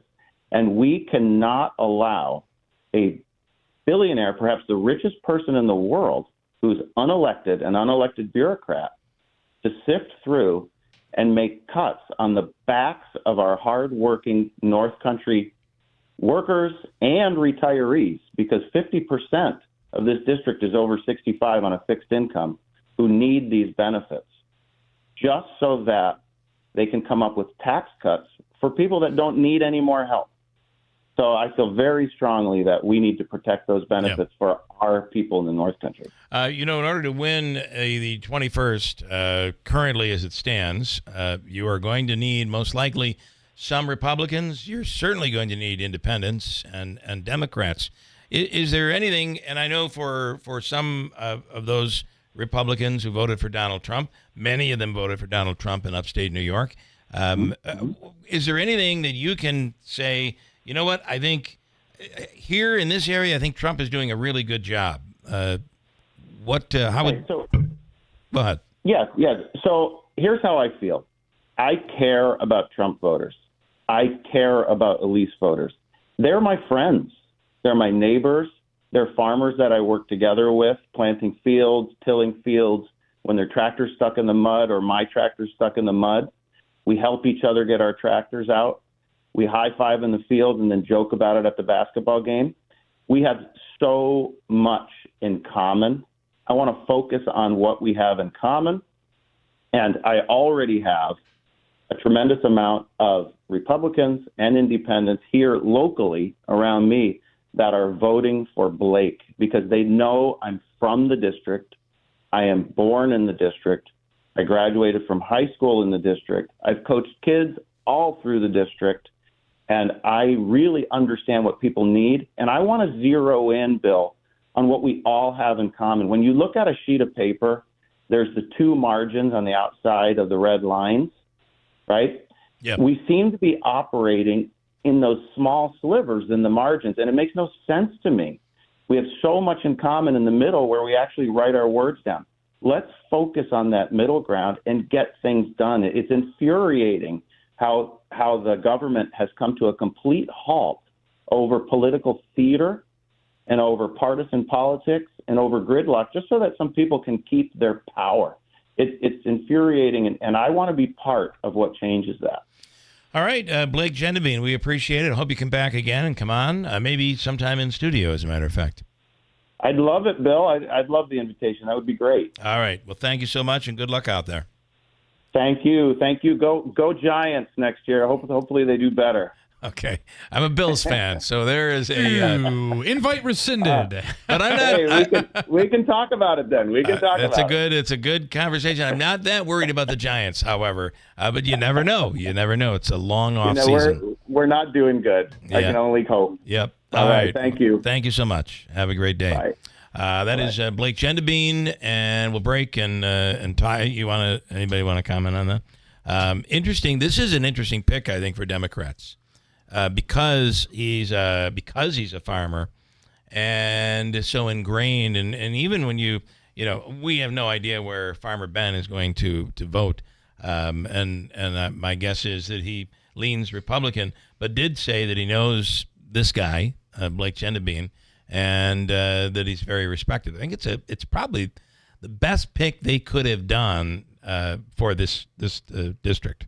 Yeah, at least to give him somewhat of a shot. Yeah, because it's a long haul. Yeah. They are outnumbered by active voters and the active voting Republicans. But there are still a lot of independents in NY21. So it'll be interesting. That thing's going to move very quickly, sooner or later. News is next. Preborn helps to save the lives of unborn children. This year, that miracle of life may happen more than 50,000 times. You see, while Roe v. Wade was overturned, returning decisions on abortion to each state, what's known as the abortion pill has superseded surgical abortions, accounting now for 60% of all of them. Preborn's network of clinics are on standby for women in their darkest hour, and they meet them with love and free services to help them choose life for their unborn child. Preborn and their network of clinics have rescued over 330,000 babies' lives to date. But their work has just begun, as every day thousands of babies' lives hang in the balance. Your tax-deductible donation of any amount is crucial in the fight for life and the heartbeat of our nation. Will you help us?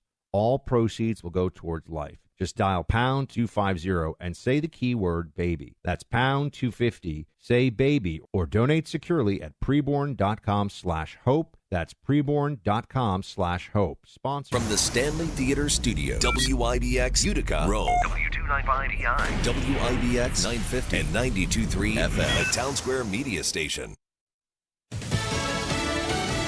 President Trump warns Hamas. I'm Dave Anthony, Fox News. Posting on Truth Social last night, release all the hostages in Gaza, those alive and the dead bodies of the ones murdered, or it is over for you. It'll give Israel everything it needs to finish the job. It comes after the president met with hostages who'd been released in the Oval Office. Were you all taken on October 6th? Yes.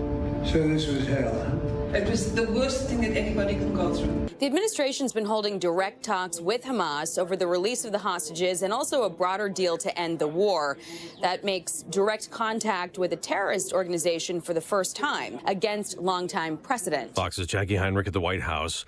Now, Hamas insists it'll only release hostages if there is a peace agreement.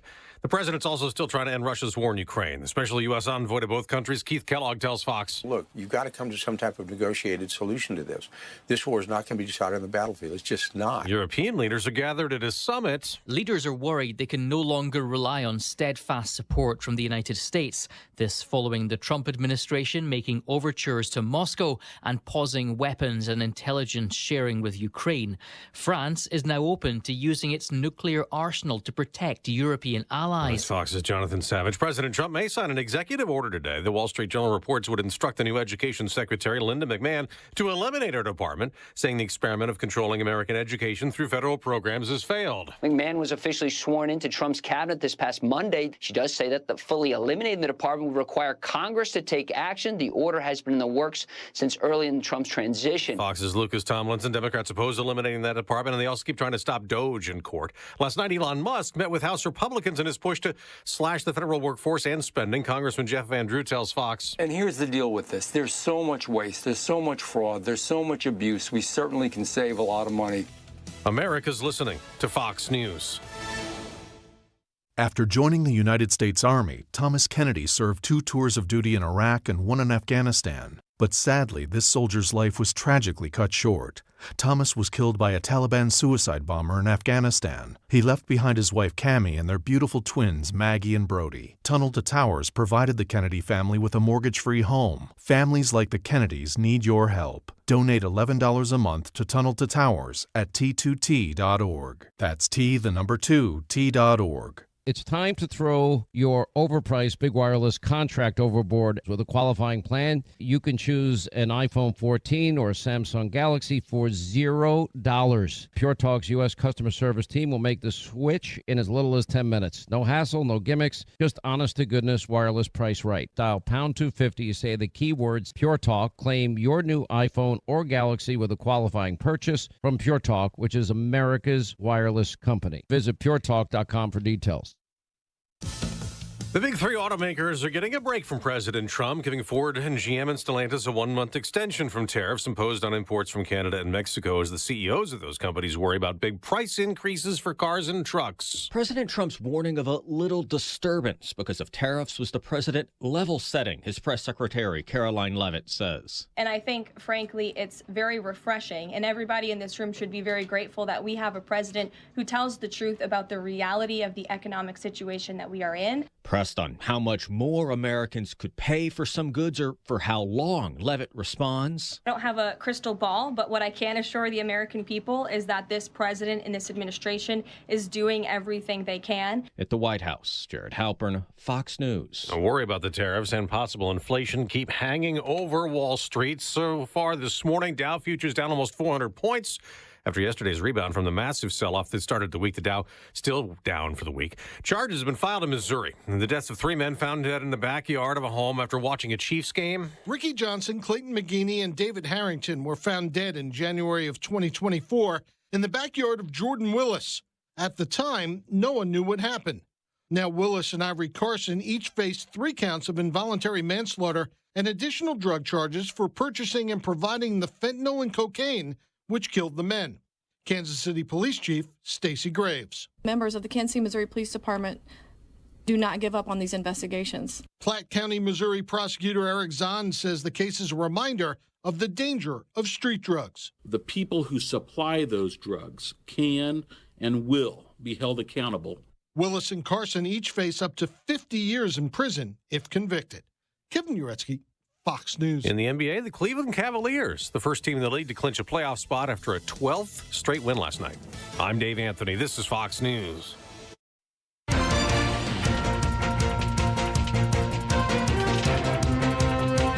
morning, WIBX 950 AM, 92.3 FM news time, 8:05. I'm Andrew Dominio. We have clear skies, 38 degrees. Your full weather forecast is coming up. 8 people have been displaced after 2 house fires in Syracuse. Firefighters responded to a home on Bellevue Avenue before 9 a.m. Wednesday. The fire spread to the house next door, and fire officials say the cause of the blaze is still under investigation. A man who admitted to child sex crimes will spend decades behind bars. 40-year-old Kenneth Kogel Jr. pleaded guilty to 7 counts of sexual exploitation of a child, 1 count of commission of a felony offense involving a minor by a registered sex offender, and other charges. The U.S. Department of Justice says the Baldwinsville man was sentenced to 45 years in prison. When he's released, he'll have to register as a sex offender. New York State Police are looking for a 16-year-old who may be armed with a weapon. Brendan Warner was last seen in the town of Clay at 10 a.m. Wednesday. Police say he may be in distress and believed to be in the Syracuse area, but could be anywhere. Anyone who sees him is asked to call 911 and not approach him. The Sangertown Square Mall shooting suspect, 21-year-old Malachi Winder, walked into the New Hartford Town Court Wednesday for a felony exam. He's currently under arrest and charged with attempted murder, reckless endangerment, and criminal possession of a loaded firearm.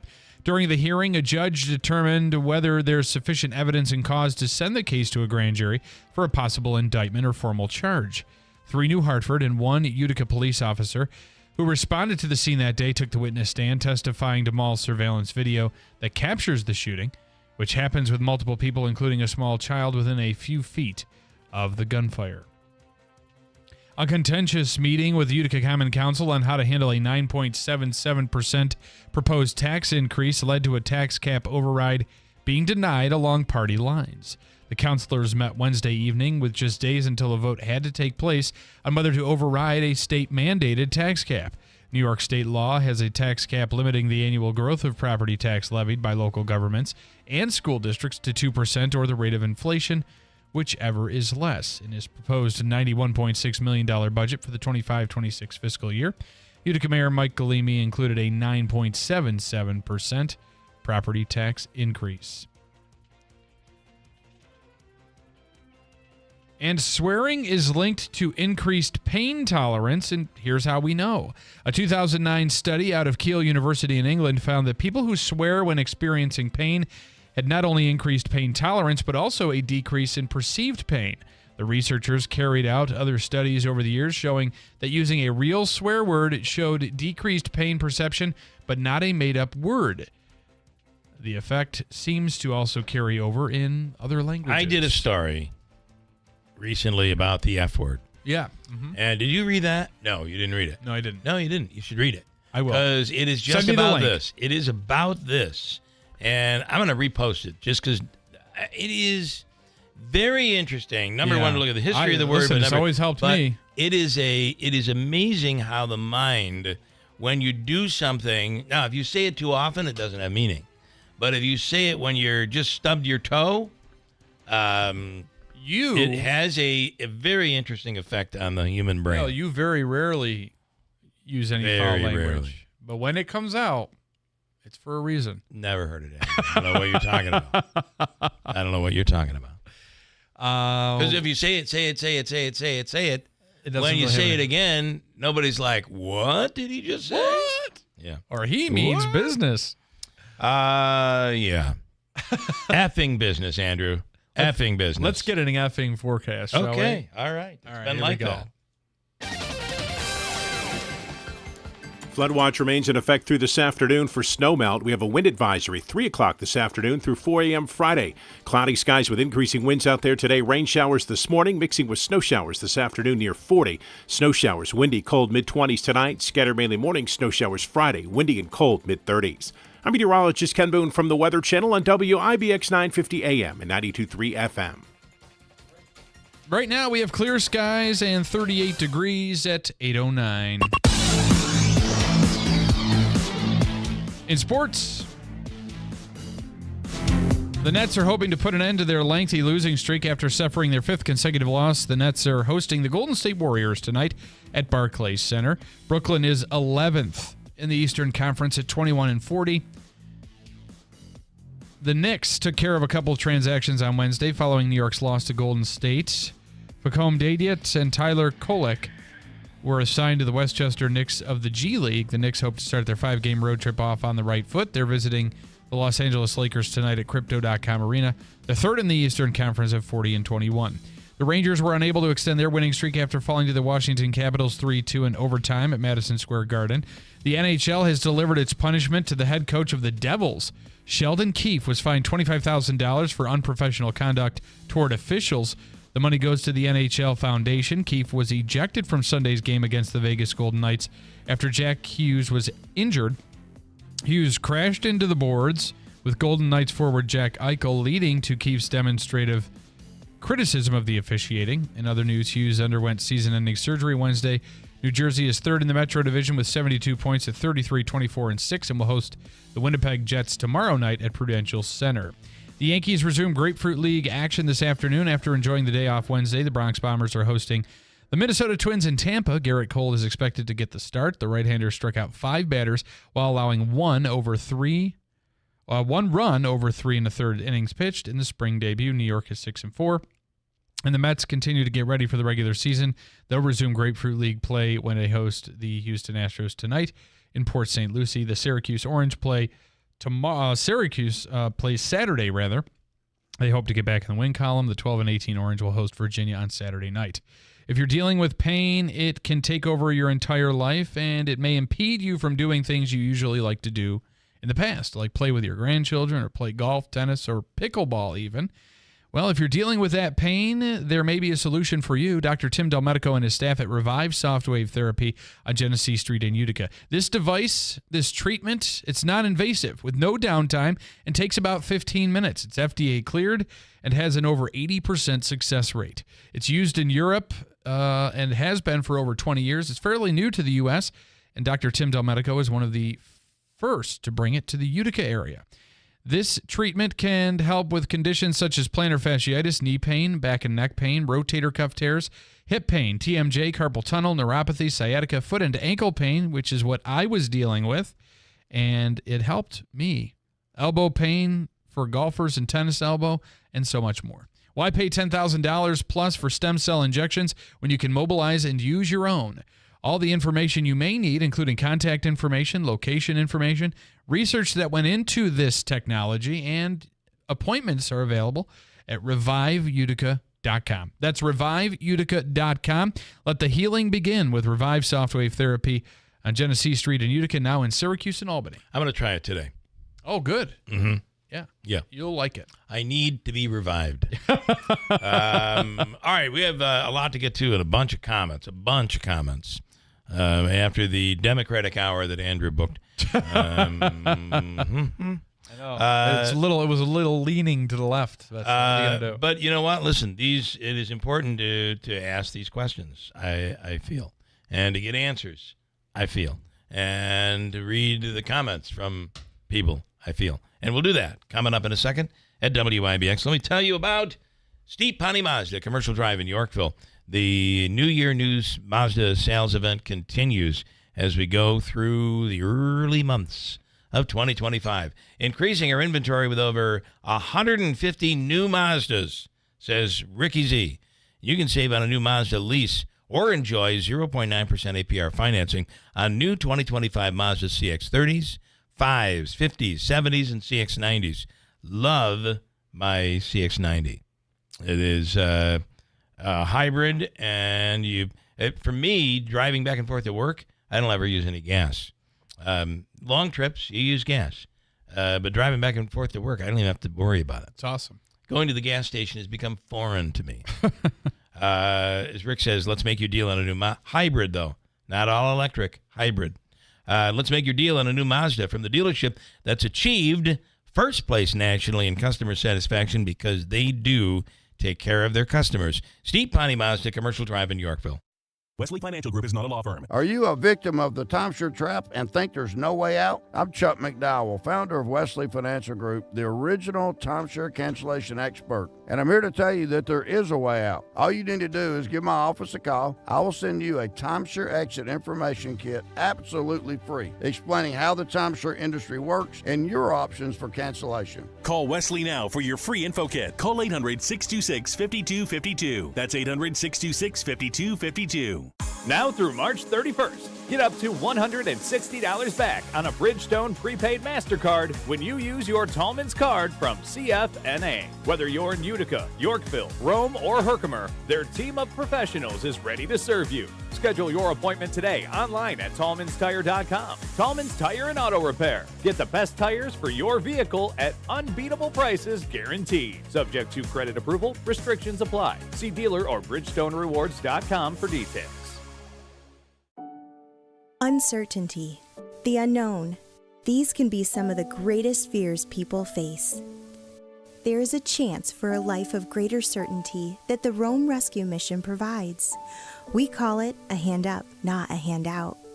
The Rome Rescue Mission provides the basic necessities and the skills needed to start a new life. It starts simply with someone to talk to. Knowing that someone cares. The Rome Rescue Mission strives to meet basic needs, food, shelter, and clothing, but more importantly, provides emotional and spiritual support. The Rome Rescue Mission helps people start a new and promising life. Being in need is not a choice. Helping is. An unlimited future starts at the Rome Rescue Mission through your generous support. Make a difference and donate now. RomeMission.org. That's RomeMission.org. Rome Rescue Mission. A hand up, not a handout. Hi, I'm Smokey Bear, and I made an assistant to help you out, because only you can prevent wildfires. Hey, Assistant Smokey Bear. Call me Papa Bear, because I'm grilling up dinner. Do you get it? Yes, good job. So, what should I do with all these coals? Don't just toss them out. Put them in a metal container because those embers can start a wildfire. I understand. The stakes are high. Ha, ha, ha, ha. Learn more at SmokeyBear.com. Brought to you by the U.S. Forest Service, your state forester, and the Ad Council. Fix all your fender benders. small or big. Call Malgeri's Auto Body before you call your insurance company. Let Malgeri's take care of everything from start to finish. They work with all major providers and use factory paint and parts, plus laser measuring to make your vehicle new again. It's 100% guaranteed, and Malgeri's always details your car before they return it. Malgeri's Auto Body, now located at 1216 Bleecker Street, Utica. Call 315-735-4488, keeping you on the road since 1928.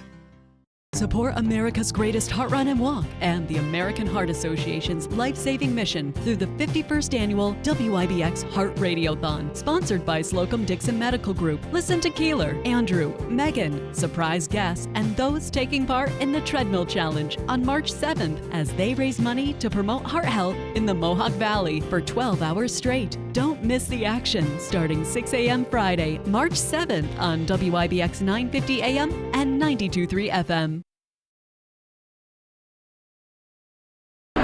WIBX. This is Keeler. WIBX 950 and 92.3 FM. Now back to the Keeler Show. Hey, the official coffee of this radio program is Daylight Donuts in New Hartford. That's Seattle's best coffee. Will keep you rolling. Coffee, espresso, lattes, iced coffee. And believe me, we'll get to iced coffee soon. Although I think it's going to get cold all over again starting today. Not too bad, though. We'll be back up in the 50s next week. And their donuts, by the way, made fresh there every single day. It's Daylight Donuts in New Hartford, and also their avocado toast on Heidelberg French peasant bread. That's good stuff. It's really good. All right, some comments there, Andrew. Oh, we have a number of them. We'll start with Sporty in Utica. This is back when we had Congressman Mannion on. Wow, you can tell he's a Democrat. John in New Hartford. I heard from a CO yesterday that there were National Guard personnel involved with the most recent death at the prison. Any truth to that? That would certainly be a big problem for Hochul since she sent the Guard there. I'm getting word, and I do not know this to be true, but from inside, getting word that I don't want to. I guess I won't say anything on the condition of the victim, of the inmate, but that I'm told that National Guard, at least 2 or 3 members of the National Guard were there when he was on the scene as part of, were a part of the whole process and ultimately taking him to the hospital.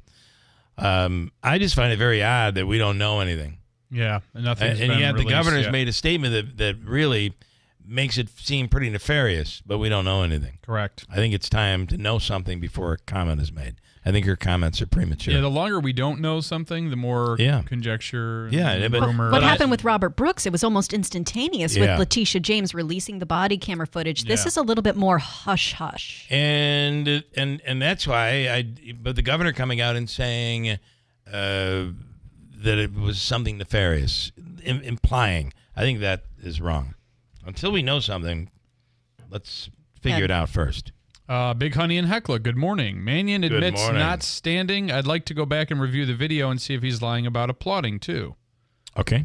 Jeff in Whitesboro, I feel like this conversation with John Mannion is perfectly representative of the... This is a long one, so bear with me. Wait a minute. Big Honey wasn't criticizing me for asking the question? No, he wasn't. Okay. All right. I feel like this conversation with John Mannion is perfectly representative of the perception we have of the Democratic Party. When asked about the actions of his party during Trump's speech, the first classic move is to deflect and talk about Trump. When Bill revisits it, he says not to make things political in the same sentence that he stated the Dems didn't stand in protest of the president. At the end of the day, it's hypocrisy and deflection, and maybe they aren't bad people, but their policies are completely out of touch.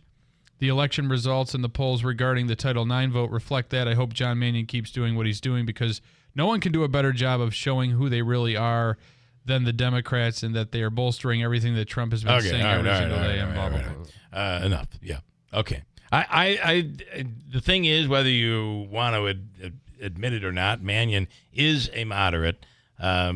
So he does seem to be. He is certainly not what's her name? An AOCer. An AOCer. Yeah. But I mean, that's why I had to ask the question again because he didn't answer the first time. You got it. These are important. A lot of people had a problem with the Democrats sitting the other night, and I get it. It's a bit of a trap, and it was done very well by Trump's team. But how do you sit there and These are veterans. These are people, mothers who've lost their daughters, and this kid who had cancer, who wants to be a police officer. And that was a pretty touching moment when he hugged the CIA director. Yeah, I thought. Very organic moment too. That one. That was one of the only in the entire speech. But okay. John in New Hartford, the president of Ukraine came to the U.S. to sign a deal. According to Senator Murphy, he met with Democratic leadership prior to the White House meeting. What the heck just... prior to the White House meeting. After the first meeting, he changed his mind. Just sounds strange to say it was Trump's fault. That's John in New Hartfield. Sorry, that what happened in the Oval Office was horrible Friday. John in Deerfield. Whoever you want to blame, it was bad. It shouldn't have been on TV. Those conversations should not have been on TV. Behind the door. Absolutely.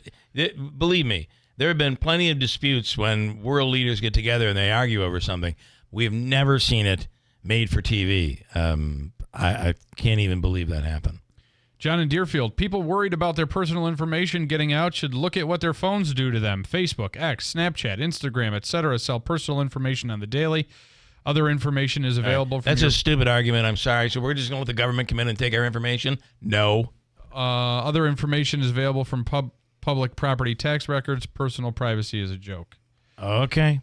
That's why I use LifeLock. Here's my Social Security number. On the back of a big rig. Yeah. I do use LifeLock, though. It is good. Yeah. But it hasn't stopped us from getting hacked. Scott Moon in Utica. Good morning, Scott. I guess there is nothing that can be done. All spending is necessary to someone. $34 trillion in debt? No problem. We can just spend our grandchildren's money next. Deeds in New Hartford. Are you telling me we can develop a tolerance to the F word?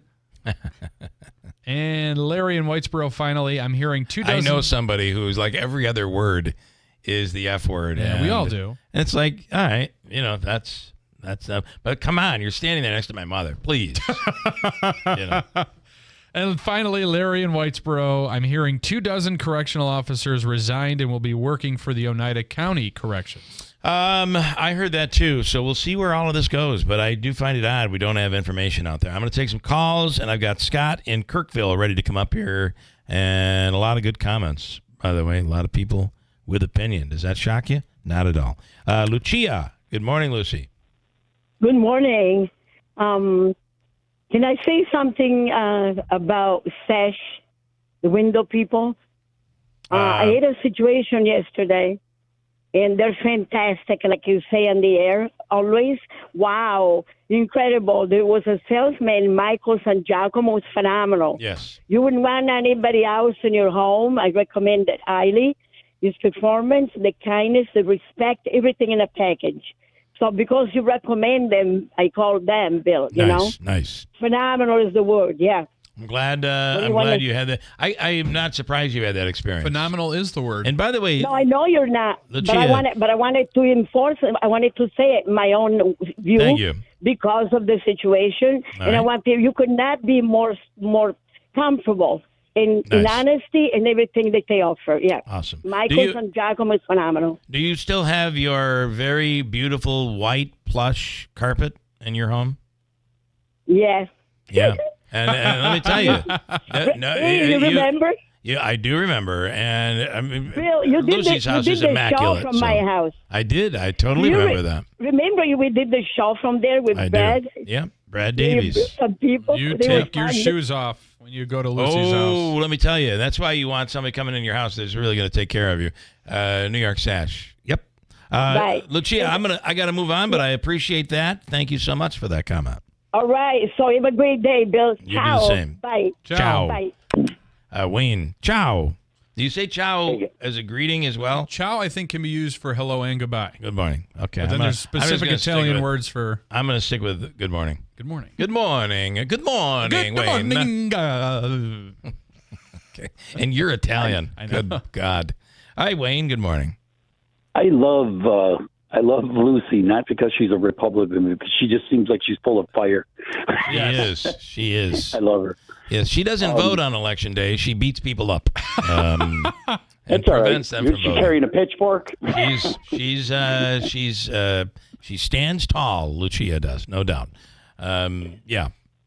I'm kind of glad. I'm kind of glad that they, you know, how everybody's saying they probably should have done it behind closed doors. I like that they let the truth be seen. That's my view of it. I'm glad that they show people what happens behind closed doors, so that you didn't have to go and say what happened. Yeah. Well, that is. I mean, from a viewer standpoint, it's like, wow, that was really amazing to watch. From a national security and world security viewpoint, it scares the hell out of me. So it's like when you don't see it firsthand, everybody's guessing or right, you kind of wonder, are they telling us the truth? You're really seeing how it happens. Yeah. That's what happens. But whether somebody persuaded him to make a different decision, who knows? Who knows? We're gonna actually reveal on radio and TV here on YouTube why Andrew is really leaving. Okay, we already know. We already know. He was offered more money from somebody else, and they gave his family a suite at the Red Roof Inn with all of the hot dogs and all the tomato pie and everything that they wanted, and he went there. Yeah, not just hot dogs. They're Hoffman's hot dogs. They're Hoffman's and all you can eat tomato pie. Yeah. So I was Honest John's, but all right, it's all right. It was Honest John's. Honest John's is local. Okay, Bill, I was the other day we were talking about potholes. They actually filled the pothole on Melrose that I was really hung up on. This thing was the size of a 300-pound man's torso. This thing, you needed a monster truck to go down Melrose. They fixed it. And they're deep. They're deep this year. Really deep. Were they able to find the Toyota Yaris that fell into that pothole before they filled it? That's what everybody was running over. I have to tell you, the road leading to my road in North Utica is awful. There's more potholes, there's more dips than there is smooth road. I believe we're housing migrants in the potholes. They've set up shop there. Do you remember we were in a building? Were you working with me over on Genesee Street when all of a sudden we discovered 20 Chinese immigrants had moved into the basement of the building. I don't know that I remember that. Carved out, had broken walls out. They chopped walls out, and they went in deeper inside and created a home. Wow. And no one knew about it. It had gone on for weeks. That's awesome. And no one knew until it was late at night and we're smelling Chinese food. It's like no one is in the building. And we're smelling Chinese food. Soy sauce. It was really good. And the cops they came. fed us to buy the silence. And the ICE came, and that was probably 25 years ago. Wild 20 times. years ago. I heard they got a piccolo, and they played a piccolo, and they all started coming out following the guy with the piccolo. On that note, I'm saying goodbye, Wayne. Thank you. Bye, guys. Goodbye. Bye, guys. Ciao. All right, Scott in Kirkville. Scott is on the wrap-up of SU's basketball season. Boy, it's been a rough one. Scott, good morning. Well, good morning. Good morning from Kirkville. Kirkville affectionately referenced the Bill Keeler show as an adult version of the Mr. Rogers Neighborhood. Okay. So, all right. There we go. Yeah. All right. Yeah. I'm so happy you're here today. Yeah. I hear that Andrew's leaving. Andrew's leaving. Andrew, you're leaving the show? I am. I can put in a good word for the promoters of the Colonial Wash and Wear Comedy Tour. They're looking for a music person, to sing the intros and stuff. So if you want to bring your Mr. Microphone, I think we're in Geneva this weekend, and Weedsport's a highlight coming up pretty soon. They actually have already reached out to me, so okay, we're all set. We're way ahead of you. We got to get some tambourine songs, and we're gonna we can rock the place too. I love it. It's gonna be so good. Yeah. You guys seen anything on the Oscars? There were some mumblings. Chuck Lester's movie there. Rebel Without a Primary actually had some consideration. Okay. So what was the movie? Yeah. What was the movie called again? Rebel Without a Primary. Oh, Rebel Without a Primary. Okay. Yeah, right. yeah. All right. And of course, President Biden was up for supporting actor for Weekends at Bernie's. Yeah. Mm-hmm. Yeah. So. Yeah, and critics said he's a natural. That's incredible. Yeah, he was a natural. There's no doubt. I think it's second half of his presidency. There's more. Oh yeah. No, I just and have you heard that there's a cannabis shop in Syracuse. I grew up, but the Flintstones was a cartoon, but it's actually a canvas shop called the Flintstones, right in Armory Square. So when you hear actually Jabba Dabba Doobie, that's what they're talking about. Okay. All right. Okay. All right. Now on to Syracuse. Yes, please. After that hilarious comedy that just blows my mind. Yeah. Well, I tell you, it's Groundhog Day. I mean, every game on the road, they've had a lead. And then watching the ladies yesterday, I don't know if you saw that, 19-point lead in the second half. And they just beat that team by 25 just Sunday, Boston College. So it just is that type of year. I guess lacrosse is the it's going to they're playing John Hopkins this weekend. That's a big game up here in Syracuse if you're a lacrosse fan. Well, lacrosse has been the team that you can hang your hat on for Syracuse. And, I think everybody's excited to see what the football program is going to bring come next year. Still waiting on a quarterback, though, aren't we? Well, not really. They got that one from LSU. Okay, all right. He only threw 6 passes. We'll see. And there's a couple of freshmen they brought in. Obviously, McCord was going to be the guy, but they brought him in. So we'll see. Okay. Somebody's actually on. The transfer portal opens in about 3 weeks. Okay, that'll be interesting. So, all right. That'll be very interesting how much money they're going to spend. Of course, you're hearing how the universities now themselves can be able to spend $20 million. Yeah. Do you do you agree Syracuse is going to probably lose this weekend? They'll play and lose out in the first round of the ACC tournament. Well, as far as I can see, they're going to play Tuesday. It looks like, obviously, it looks like they can't be the 15th and they can't be the 10th. So anything in between, I don't think it can be the 11th. Virginia is now, I think, wrapped up the 11th. It's been interesting if that game actually meant something as far as on the bubble. Yeah. And it's a weird thing, guys. It's an 8:00 Saturday game, and you're going to have to it's the last game of the ACC. Even the West Coast teams aren't playing past 8:00. Yeah. Right. And you're going to have to travel on a Monday to play a Tuesday, maybe a 2:00 afternoon game. It's weird.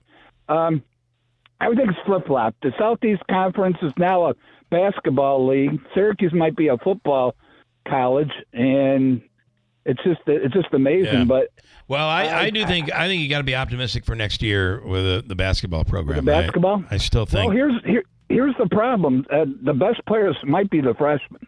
Yeah. Melo's son's coming in. There's another guy.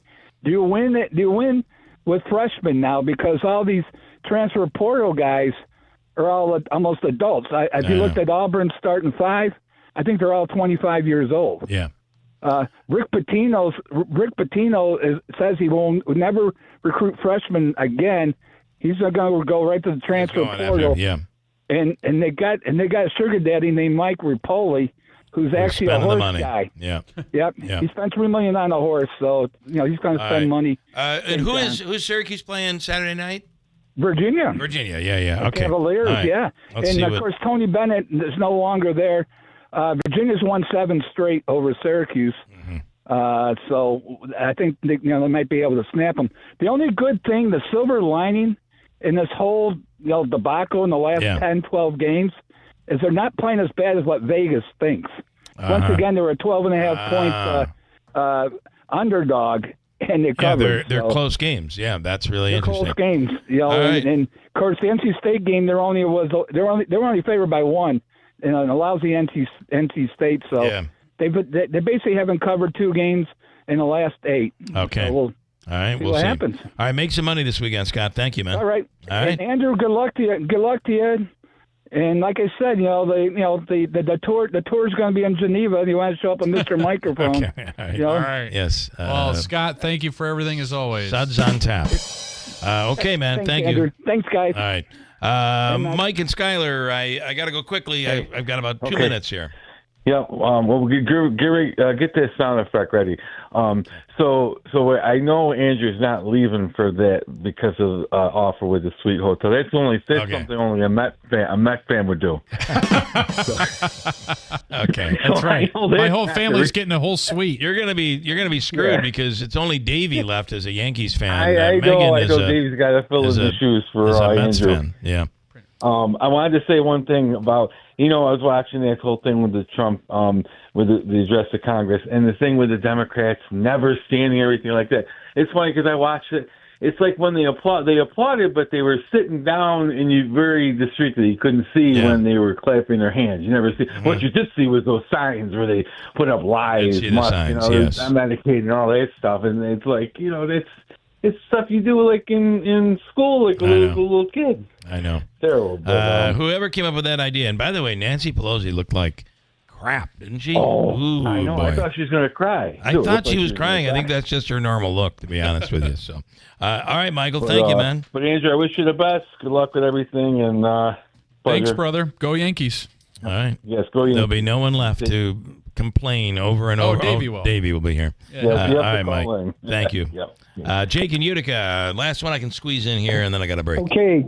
Good morning, guys. Good morning. Andrew, I'm not going to say good luck, but I will say break a leg. Break a leg, just not yours. That's better. Break somebody else's the Manion legs. thing about the little boy and the family that the daughters were killed, that's just an excuse. They could have clapped. Okay, you don't like Trump, put him aside. Yeah, I think somebody needed to call an audible there, like, we better not just sit here. I mean, this was a bad look, and you're trying to win the minds and the hearts of those independents and moderate Republicans and Democrats. Absolutely. I don't know. That's not the way you do it. One more. Can I have one? Can I get one more trivia in? Football trivia. Okay. Yeah. Back in 1972. Now we're going back. Mm-hmm. Bobby Douglas, quarterback for the Chicago Bears, he rushed for 962 yards. That was unheard of for a quarterback back then. Who broke his record? I'll give you a hint. I believe it was Josh Allen. Atlanta Falcon. It was not Josh Allen. Michael Vick. No. Yes. It was. Good Michael answer. Vick. Over 1,000, I think 1,020 yards. And he did that while fighting dogs. I mean, it was incredible. Hey, look. You do what you got to do. You do what you got to do. You're a comedian. You should go on the Gutfeld show. We'll see. One of these days, we'll see which one is taller. Okay, that'll be awesome. Probably him. All right, Jake. Thank you, man. Hey, Andrew, good. Break a leg, like I said. You do a wonderful job when you're on the show. I appreciate it. Thank you, Jake. And there's going to come some vacation where Andrew will be back, and I'm like, hey, you want to fill in? And be like, yeah, I'll come in. Yeah, sure, I'll come in, sure. And Jeff, if I'm allowed. And Jeff as well. Jeff left, but never went away, which is nice. Okay, Christine will be back. That's possible. That's possible too. It's been like a revolving door here. Must be. Have a great weekend, guys. Pretty tough to work with, Jake. That's what I'm thinking. So we'll see. All right, man. Thank you. All right, Jake. Thanks, bud. Thanks for your time. Right. And by the way, Andrew is here tomorrow for 6 hours. Yes. Doubling up. And that will be his final day. But will be with us next Friday over at Tony's in Washington Mills for a free breakfast. And you'll be on the air for that, too. So you're not completely absolutely gone. Done as of yet. And yes, Megan will be taking over and sitting in that seat. She'll do wonderful. Over there. Got a break. Coming up, we'll talk about the Heart Run and Walk, the Radiothon, all of that happening this weekend and tomorrow. We begin at 6 a.m. over at Utica University. We'll talk about it coming up. And then John Decker, Chief White House Correspondent with Gray TV, will speak. Look, this country was founded on freedom. Freedom from a country that forced us to buy overpriced tea and then trying to blockade us when we dumped their tea into the ocean. How'd that work out? Well, it's time to throw your overpriced big wireless contract overboard as well. Pure Talk, a veteran-owned company, my cell phone company, says no to inflated prices. With a qualifying plan, you can choose an iPhone 14 or a Samsung Galaxy for $0. And yes, this is for premium service on America's most dependable 5G network. Get your iPhone 14, Samsung Galaxy, $0 qualifying plan. You just dial pound 250. You say the keywords Pure Talk, and Pure Talk's U.S. customer service team will make the switch in as little as 10 minutes. No hassle, no gimmicks, just honest-to-goodness wireless price right. Dial pound 250. You say the keywords Pure Talk. Claim your new iPhone or Galaxy with a qualifying purchase from Pure Talk, which is America's wireless company. Visit puretalk.com for details. The cold and windy weather isn't going away anytime soon. Don't get caught with an old, inefficient furnace. Today's the day to call Tri-County Heating and Air Conditioning at 315-829-4100. Need service for that furnace that's not working? Call Tri-County Heating and Air Conditioning at 315-829-4100 or check out their website, tri-countyheating.com. That's tri-countyheating.com. Stay warm and safe this season with Tri-County Heating and Air Conditioning. Are you looking for an easy way to get a daily detox? Pharmacist, best-selling author, and nutrition expert Sherry Torkos explains why Active Liver is the perfect solution. With its powerful blend of turmeric, milk thistle, and globe artichoke extract, Active Liver is the perfect way to get an easy daily detox to keep you healthy and feeling your best. Active Liver is available in both a delicious gummy or tablet. You can find Active Liver in the vitamin aisle at your local CVS or online at Amazon or NewNordicUSA.com. WIBX. This is Keeler. WIBX 950 and 92.3 FM. Now back to the Keeler Show.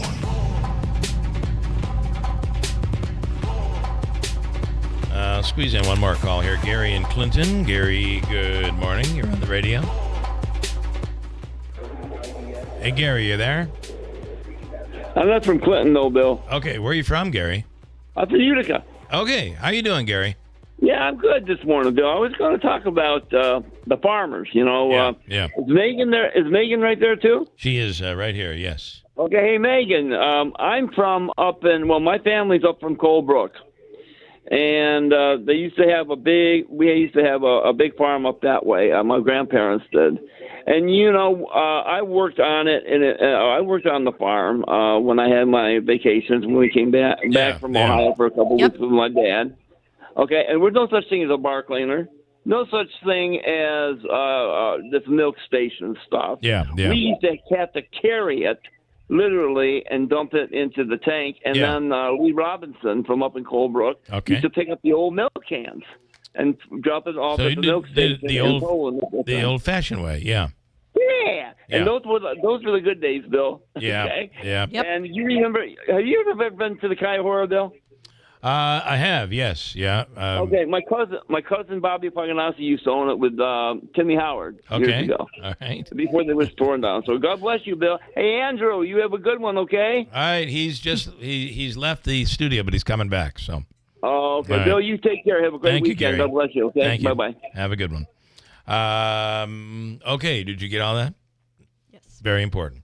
In studio right now is Heather Evans with the Heart Radiothon, and we have a big day and weekend coming up. Good morning. Good morning. I know I'm not sure if I'm more excited about the Heart Run and Walk or all the Syracuse fan talk that you guys were doing this morning. A lot of Syracuse talk. I'm originally from Camillus, so Okay. I bleed orange. We are big SU fans here. Mm-hmm. Did you And know Coach Brown just won the Bear Bryant Award, which is I an saw AHA that. award. Yeah, I like him. I like him a lot Yeah. too. He's done a great job with those awards. The football program is just turned around. Basketball, little nervous about. Little nervous about basketball, but yeah. you know what? They got to get in their groove. I had the opportunity to teach hands-only CPR to Chris Bell and Lucas Taylor. Okay. Last week. That's cool. Very sweet young men. I did have some notes for them on steals and offensive rebounding, but I decided to keep that aside for them for now. I didn't want to pressure them too much. I'm sure it's the first time they've been called sweet and young. Yes. Yeah, Well, probably. you know, as a mom with two 17-year-old, almost 18-year-old Yeah. boys, they're kids. They are kids. They really are. And we'll see them, Davey. Who's coming this year to the Citrons wheelchair basketball? They haven't announced it yet. Oh, they haven't. There's So- only one. There's only one so far. That one player, but they haven't announced who's coming yet. Do you know who the player is? No. Okay. I kind of heard, so I'm not going to say Well, anything. Chris Bell was there last year. Yeah, I know. Who was the one who was so tall that they had a couple years ago? He was like 7. Oh, the big guy that was there with the boot last year. Yeah. and Yes. the center there. Yeah, he Naheem. was huge. Who was that? Oh my gosh, I'm blanking. I cannot remember his He's name. the backup center. He's played in games this season. Yeah. Anyway, go Cuse, and it's always nice to go to an SU game, especially a football game early in the season, because it's the tailgating is perfect. It's nice out. Yes. Then you get into November, and you got to walk up that hill, and you get blown back down. Got to walk up again. It is what it is. Well, and that's why the flip stuff. side, lacrosse, the weather gets better as yes. the season goes on. So you're better to do that later in the season. And I got to say, our weather for this weekend not looking bad, really. You know what? It's going to be a little windy. As long as we have the day, I think Uticans wear it as a badge of honor. The Mohawk Valley wears it as a badge of honor. So windy, snow, whatever, as long as it's not rain, we're okay. We're happy. It's like we're allergic to it. Yes, exactly. So sometimes that wind, a little bit of snowflakes, we're like, yes, we conquered, we survived. Right. You went through adverse weather, so you feel like you've accomplished even more than what you normally would. Exactly. I agree. Although we've had some really bad weather this year, not bad at all. Yes, we're looking good. Knock on wood. We're really happy about it. This is our 51st year. 51 years. Congratulations. I mean, in large part, really thanks to you guys. I don't know if people know that this was the first Heart Walk race in the country. And it's because the Radiothon was going on, and some guys decided to run some money down for their friend, in memory of their friend, and that is what started it all. So the entire world that the AHA covers, we're the first, and we should be proud of it. Yeah, and Absolutely. it is awesome that that was done just so organically, right? Yes. They just decided we're going to run it down symbolically because Ralph Ellinger was a sportscaster here, and so the athletic thing, the running thing, kind of all fit in. Yep. And it certainly fit in with the heart, right? Yes, absolutely. And here we are today. So we do have the 18-miler back on Saturday. Okay. How many people have signed up for that? A little over 20, which is great. That's kind of in line with what we've seen. I did attempt that several years ago, right before COVID. It is pretty hard. Oh, I'm sure. It is a hard run. Yeah. Doesn't it have its own Heartbreak Hill? It does. Well, it starts off, and you wouldn't think it, but it's kind of a hill. And I remember riding the bus there, and some of the other runners were talking about how it was a training run for their ultra. Yeah. And I immediately thought to myself, I don't think these are my people. Yeah. I might be on the wrong bus. Yeah. And it's sure like enough, your I eyes was. wide as large as dinner platters. Yeah. I brought up the rear, which was nice. wild. I acted as the two-footed chase car. But you finished it, though, right? I did, just barely. I cried when I saw the Dunkin' Donuts Yeah. at the corner. I was so hungry. They had already taken down the finish line. So, but you finished. The Boilermaker on its own is hard. That's right. And then you look at what they do and the elements and everything that you're dealing with. Well, Jim it is something. Stasitis has been a long-time volunteer with us. Yeah. He's our course director.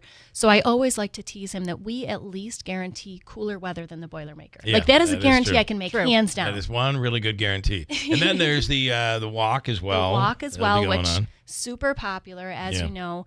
3 miles, goes through Heartbreak Hill. So to your point, Megan, we've spent some time. We have a wonderful committee led by Bethany Went from the Kelberman, who's been doing that for a couple of years now, or this is her second year rather, to really make sure that the entertainment along Heartbreak Hill is what people have come to expect and love and treasure.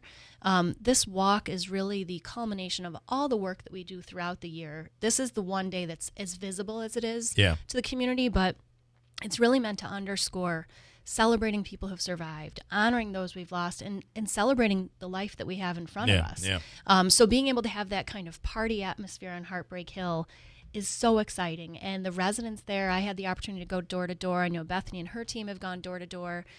People are thrilled. Yeah, they're people come out, and you're right. The beauty of doing it where we are, as opposed to moving it to warmer weather, is people love the fact that it's that challenge. Yes, and that we have grit, and we can withstand the elements no matter what happens. That's right. That's cool. That grit. Atmosphere is really part of it. I think that plays a role. So tomorrow, Radiothon will be there from 6 a.m. on. Yes. Tomorrow, and we got a lot of money to raise. We've got a lot of money to raise. A big component of that is the treadmill challenge, which I think is a really fun aspect. Again, we are the only ones in the country with the treadmill challenge, which is really cool. And we have all these people that I like to refer to them as the glitterati of our community. Yeah. People that are known and recognizable for a variety of reasons. Willing to get up there on the treadmill. Absolutely. Absolutely. And come in with money. That's the key. And come in with And money. it gets warm in there with the treadmill too. It can. Yep, it can. Yeah. And they're talking while they're walking or sometimes running. Which is not easy. It is not. Last year, Sheriff Mashel went up against Mike Galimi. Mhm. That was the matchup, the mayor against the sheriff, and it was a lot of fun. And they were definitely upping the ante That a little is bit. usually one of the biggies. Yes. Every year. So, all right. Anything else you want people to know about this weekend? One thing I'd love to make sure that people are aware of when they come to that expo tomorrow, and I hope that they do, they can register tomorrow if they haven't registered yet. They can even register Saturday morning. If they wake up in the morning, they say, you know what, I do want to do Let's it. do My it. schedule's Yeah. cleared. Come on over. We And the would weather love might to be see right. you. Yes, absolutely. It's going to be a lot of fun. Actually, I think we're up around 40 degrees or so. A bargain. Yeah, Fingers that's crossed. Good. That is really good. Let's hope we don't have So, anything crazy. Expo tomorrow, Radiothon tomorrow. You can still sign up tomorrow or Saturday morning. Absolutely. Heart Run and Walk weekend, Radiothon weekend. We're really looking forward to it. Thank you guys for having me in to talk Thank about you so it. much. We appreciate it. Heather Evans with the American Heart Association, the Heart Radiothon and Heart Run and Walk. We'll break and wrap it up with John Decker, the only attorney in the White House press corps, chief White House correspondent with Great TV, coming right up at WIBX. You still thinking job change in the new year? Yeah, I need something that's in high demand and more stable in this economy. IT? Yeah, cybersecurity, maybe even AI. That's what I did. Really? How? Went to My Computer Career. You don't need any prior experience, and you could start your new career in a matter of months. A lot of IT pros go to school there, too, to level up. Sweet. Are classes online or on campus? Both. Wow, I'll check it out. Thanks. Make this your year. Take the free career evaluation now at mycomputercareer.edu. Financial aid is available for qualified students. Preborn helps to save the lives of unborn children. This year, that miracle of life may happen more than 50,000 times. You see, while Roe v. Wade was overturned, returning decisions on abortion to each state, what's known as the abortion pill has superseded surgical abortions, accounting now for 60% of all of them. Preborn's network of clinics are on standby for women in their darkest hour, and they meet them with love and free services to help them choose life for their unborn child. Preborn and their network of clinics have rescued over 330,000 babies' lives to date. But their work has just begun, as every day thousands of babies' lives hang in the balance. Your tax-deductible donation of any amount is crucial in the fight for life and the heartbeat of our nation. Will you help us? All proceeds will go towards life. Just dial pound 250 and say the keyword baby. That's pound 250, say baby, or donate securely at preborn.com/hope. That's preborn.com/hope. Sponsored by Preborn. WIBX. This is Keeler. WIBX 950 and 92.3 FM. Now back to the Keeler Show. Hey, if you're looking for other things to do this weekend, oh, your mic's way up there. Yeah, that's you over there. Herkimer County, go to their website, herkimercountyny.gov/events. There's so much happening. It's where history, commerce, and beauty collide, and it's happening in Herkimer County. We mentioned this is going to be still a great weekend for skiing or Macaulay Mountain, snowmobiling, ice fishing, snowshoeing. Still a winter weekend, which is the winter winding down again for stuff going on. Go to herkimercountyny.gov, and you can also submit an event if you'd like to that as well. Quick comments. Very quick. Wayne says we haven't heard from Liberal Lou since Trump got in. Where is he? Oh, that's true. That's a good Although he point. says Jake Interesting. sounds like Liberal Lou a little bit. Okay. Lance from Lee. Andrew, I'm down at Mohawk Correctional Facility today supporting my buddies. Thanks for doing your best to always ask my questions as I submit them. I appreciate that. Good luck in the future. Lance, it's been a pleasure, truly. And John in Deerfield, finally, I don't understand the agreement that the government doesn't have your information. The three-letter agencies are the government. They have more info than any of the private sector companies. The problem is you're dealing with Doge. You're dealing with these young people that are coming in and they're taking information. I think we should be concerned about that. And if you're not, and you're okay with it, as long as a Republican is doing it, but you're not okay with it when the Democrat is doing it, you need to really look yourself in the mirror just a little bit, in my opinion. John Decker on Gray is the chief White House correspondent with Gray TV. Should people be concerned, John, with some of the Doge cuts and actions and information that's coming out of there? Well, it depends who you are. I was speaking to a good friend. I've known her for, 30 years, and I was asking her the other day, I hadn't seen her in a while, as I was at the Capitol for the president's address to a joint session of Congress. I said, how's your family? And she told me that her daughter, who works for the Park Service, dream job, was just laid off because of those DOGE cuts. And, it affects real people, and that's the thing that we sometimes forget. In this particular instance, it's a young person whose dream job was to work for the National Park Service. So this bill will get decided by the federal courts, perhaps by the U.S. Supreme Court, in terms of the authority, the power that Elon Musk and his team have to carry out some of the cuts that we're seeing and the layoffs that we're seeing across the federal government. Got a great photo sent to me of off the TV of you and a host of other reporters on Tuesday night at the president's address, along with Ryan Nobles. You and Ryan Nobles is there. So, yes. I was going to say that to you. Ryan Nobles and I both were in the House chamber reporting for our respective news organizations, the president and his speech to Congress. And as you know, I have a lot of respect for Ryan, and we know each other, and I respect the work that he does for NBC. What's your takeaway? I mean, this really was, you've been covering Washington for a long time. We really have never seen a speech as partisan as this. And then the reaction by Democrats, we've never seen anything like that either. No, that's right. That's the reason why I love going to this address every year. I've been in the House chamber more than the president, more than the vice president, and more than the House Speaker combined. So to me, it never gets old. It's always a thrill to be there. But this past Tuesday, unprecedented in terms of what we saw from the Democratic side.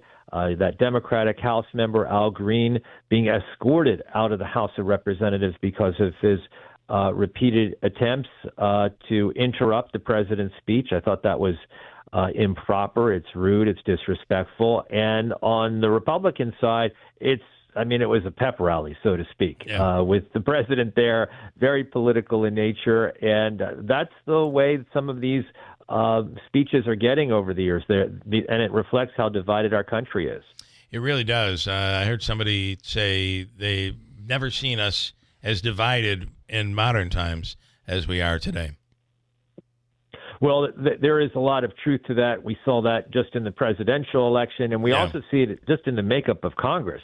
Right. I mean, Republicans only have a one-seat majority right now in the House of Representatives, and it's a larger majority that they have in the Senate, but I think that they would like to increase that majority, and next year, the midterms, we'll see what happens. Listen, I would say to you normally, stay busy, but I don't need to say that. There's just so much. Tell me that, Bill. All right, John, we'll do it again next week. Every day. Thank you so much. Okay, thanks, Bill. Bye-bye. Right, have a great day. John Decker with Great TV, and we have Kilmeade coming up after news next. From the Stanley Theater Studio, WIBX Utica, Rome, W295EI, WIBX 950 and 92.3 FM, a Town Square media station. It's an experiment that has failed. I'm Dave Anthony, Fox News. That's what President Trump plans to say in an executive order as soon as this afternoon, calling for his new education secretary, Linda McMahon, to eliminate her department, essentially fire herself. Fox's Jackie Heinrich reports from the White House. McMahon reportedly signaled it was coming in an email to staff on Monday night, right after her Senate confirmation, saying she would send education back to the states. But much of the department's programs are codified by law, and Congress would have to scrap the department, with Democrats buying in to clear 60 votes in the Senate. Well, that may be a tall order. Democrats have called the department vital, saying getting rid of federal programs will harm schools and students. Democrats also oppose Elon Musk and DOGE, trying to stop their work to slash federal jobs, and spending in court is out of control and unconstitutional. Musk met with House Republicans last night on trying to find $1 trillion in savings. He said emerging from the meeting, there's a lot of opportunity to improve expenditures in the government. and we're making good progress. There's a disruption in House Speaker Mike Johnson's office. His Chief of Staff, Hayden Haynes, arrested by Capitol Police, charged with driving under the influence. The Speaker says he still has confidence in Haynes. President Trump is giving Hamas what he calls a last warning in a Truth Social post. Release all remaining hostages now, or, he said, it's over for you.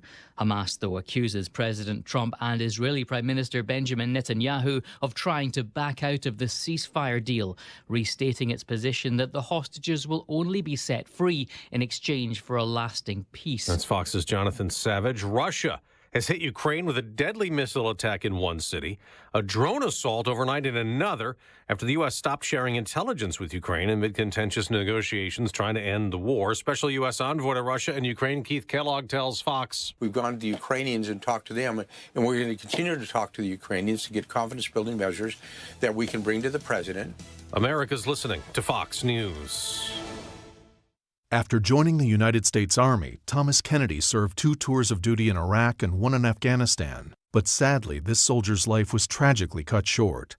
Thomas was killed by a Taliban suicide bomber in Afghanistan. He left behind his wife Cammie and their beautiful twins Maggie and Brody. Tunnel to Towers provided the Kennedy family with a mortgage-free home. Families like the Kennedys need your help. Donate $11 a month to Tunnel to Towers at T2T.org. That's T2T.org. It's time to throw your overpriced big wireless contract overboard. With a qualifying plan, you can choose an iPhone 14 or a Samsung Galaxy for $0. Pure Talk's U.S. customer service team will make the switch in as little as 10 minutes. No hassle, no gimmicks, just honest-to-goodness wireless price right. Dial pound 250, you say the keywords Pure Talk, claim your new iPhone or Galaxy with a qualifying purchase from Pure Talk, which is America's wireless company. Visit puretalk.com for details.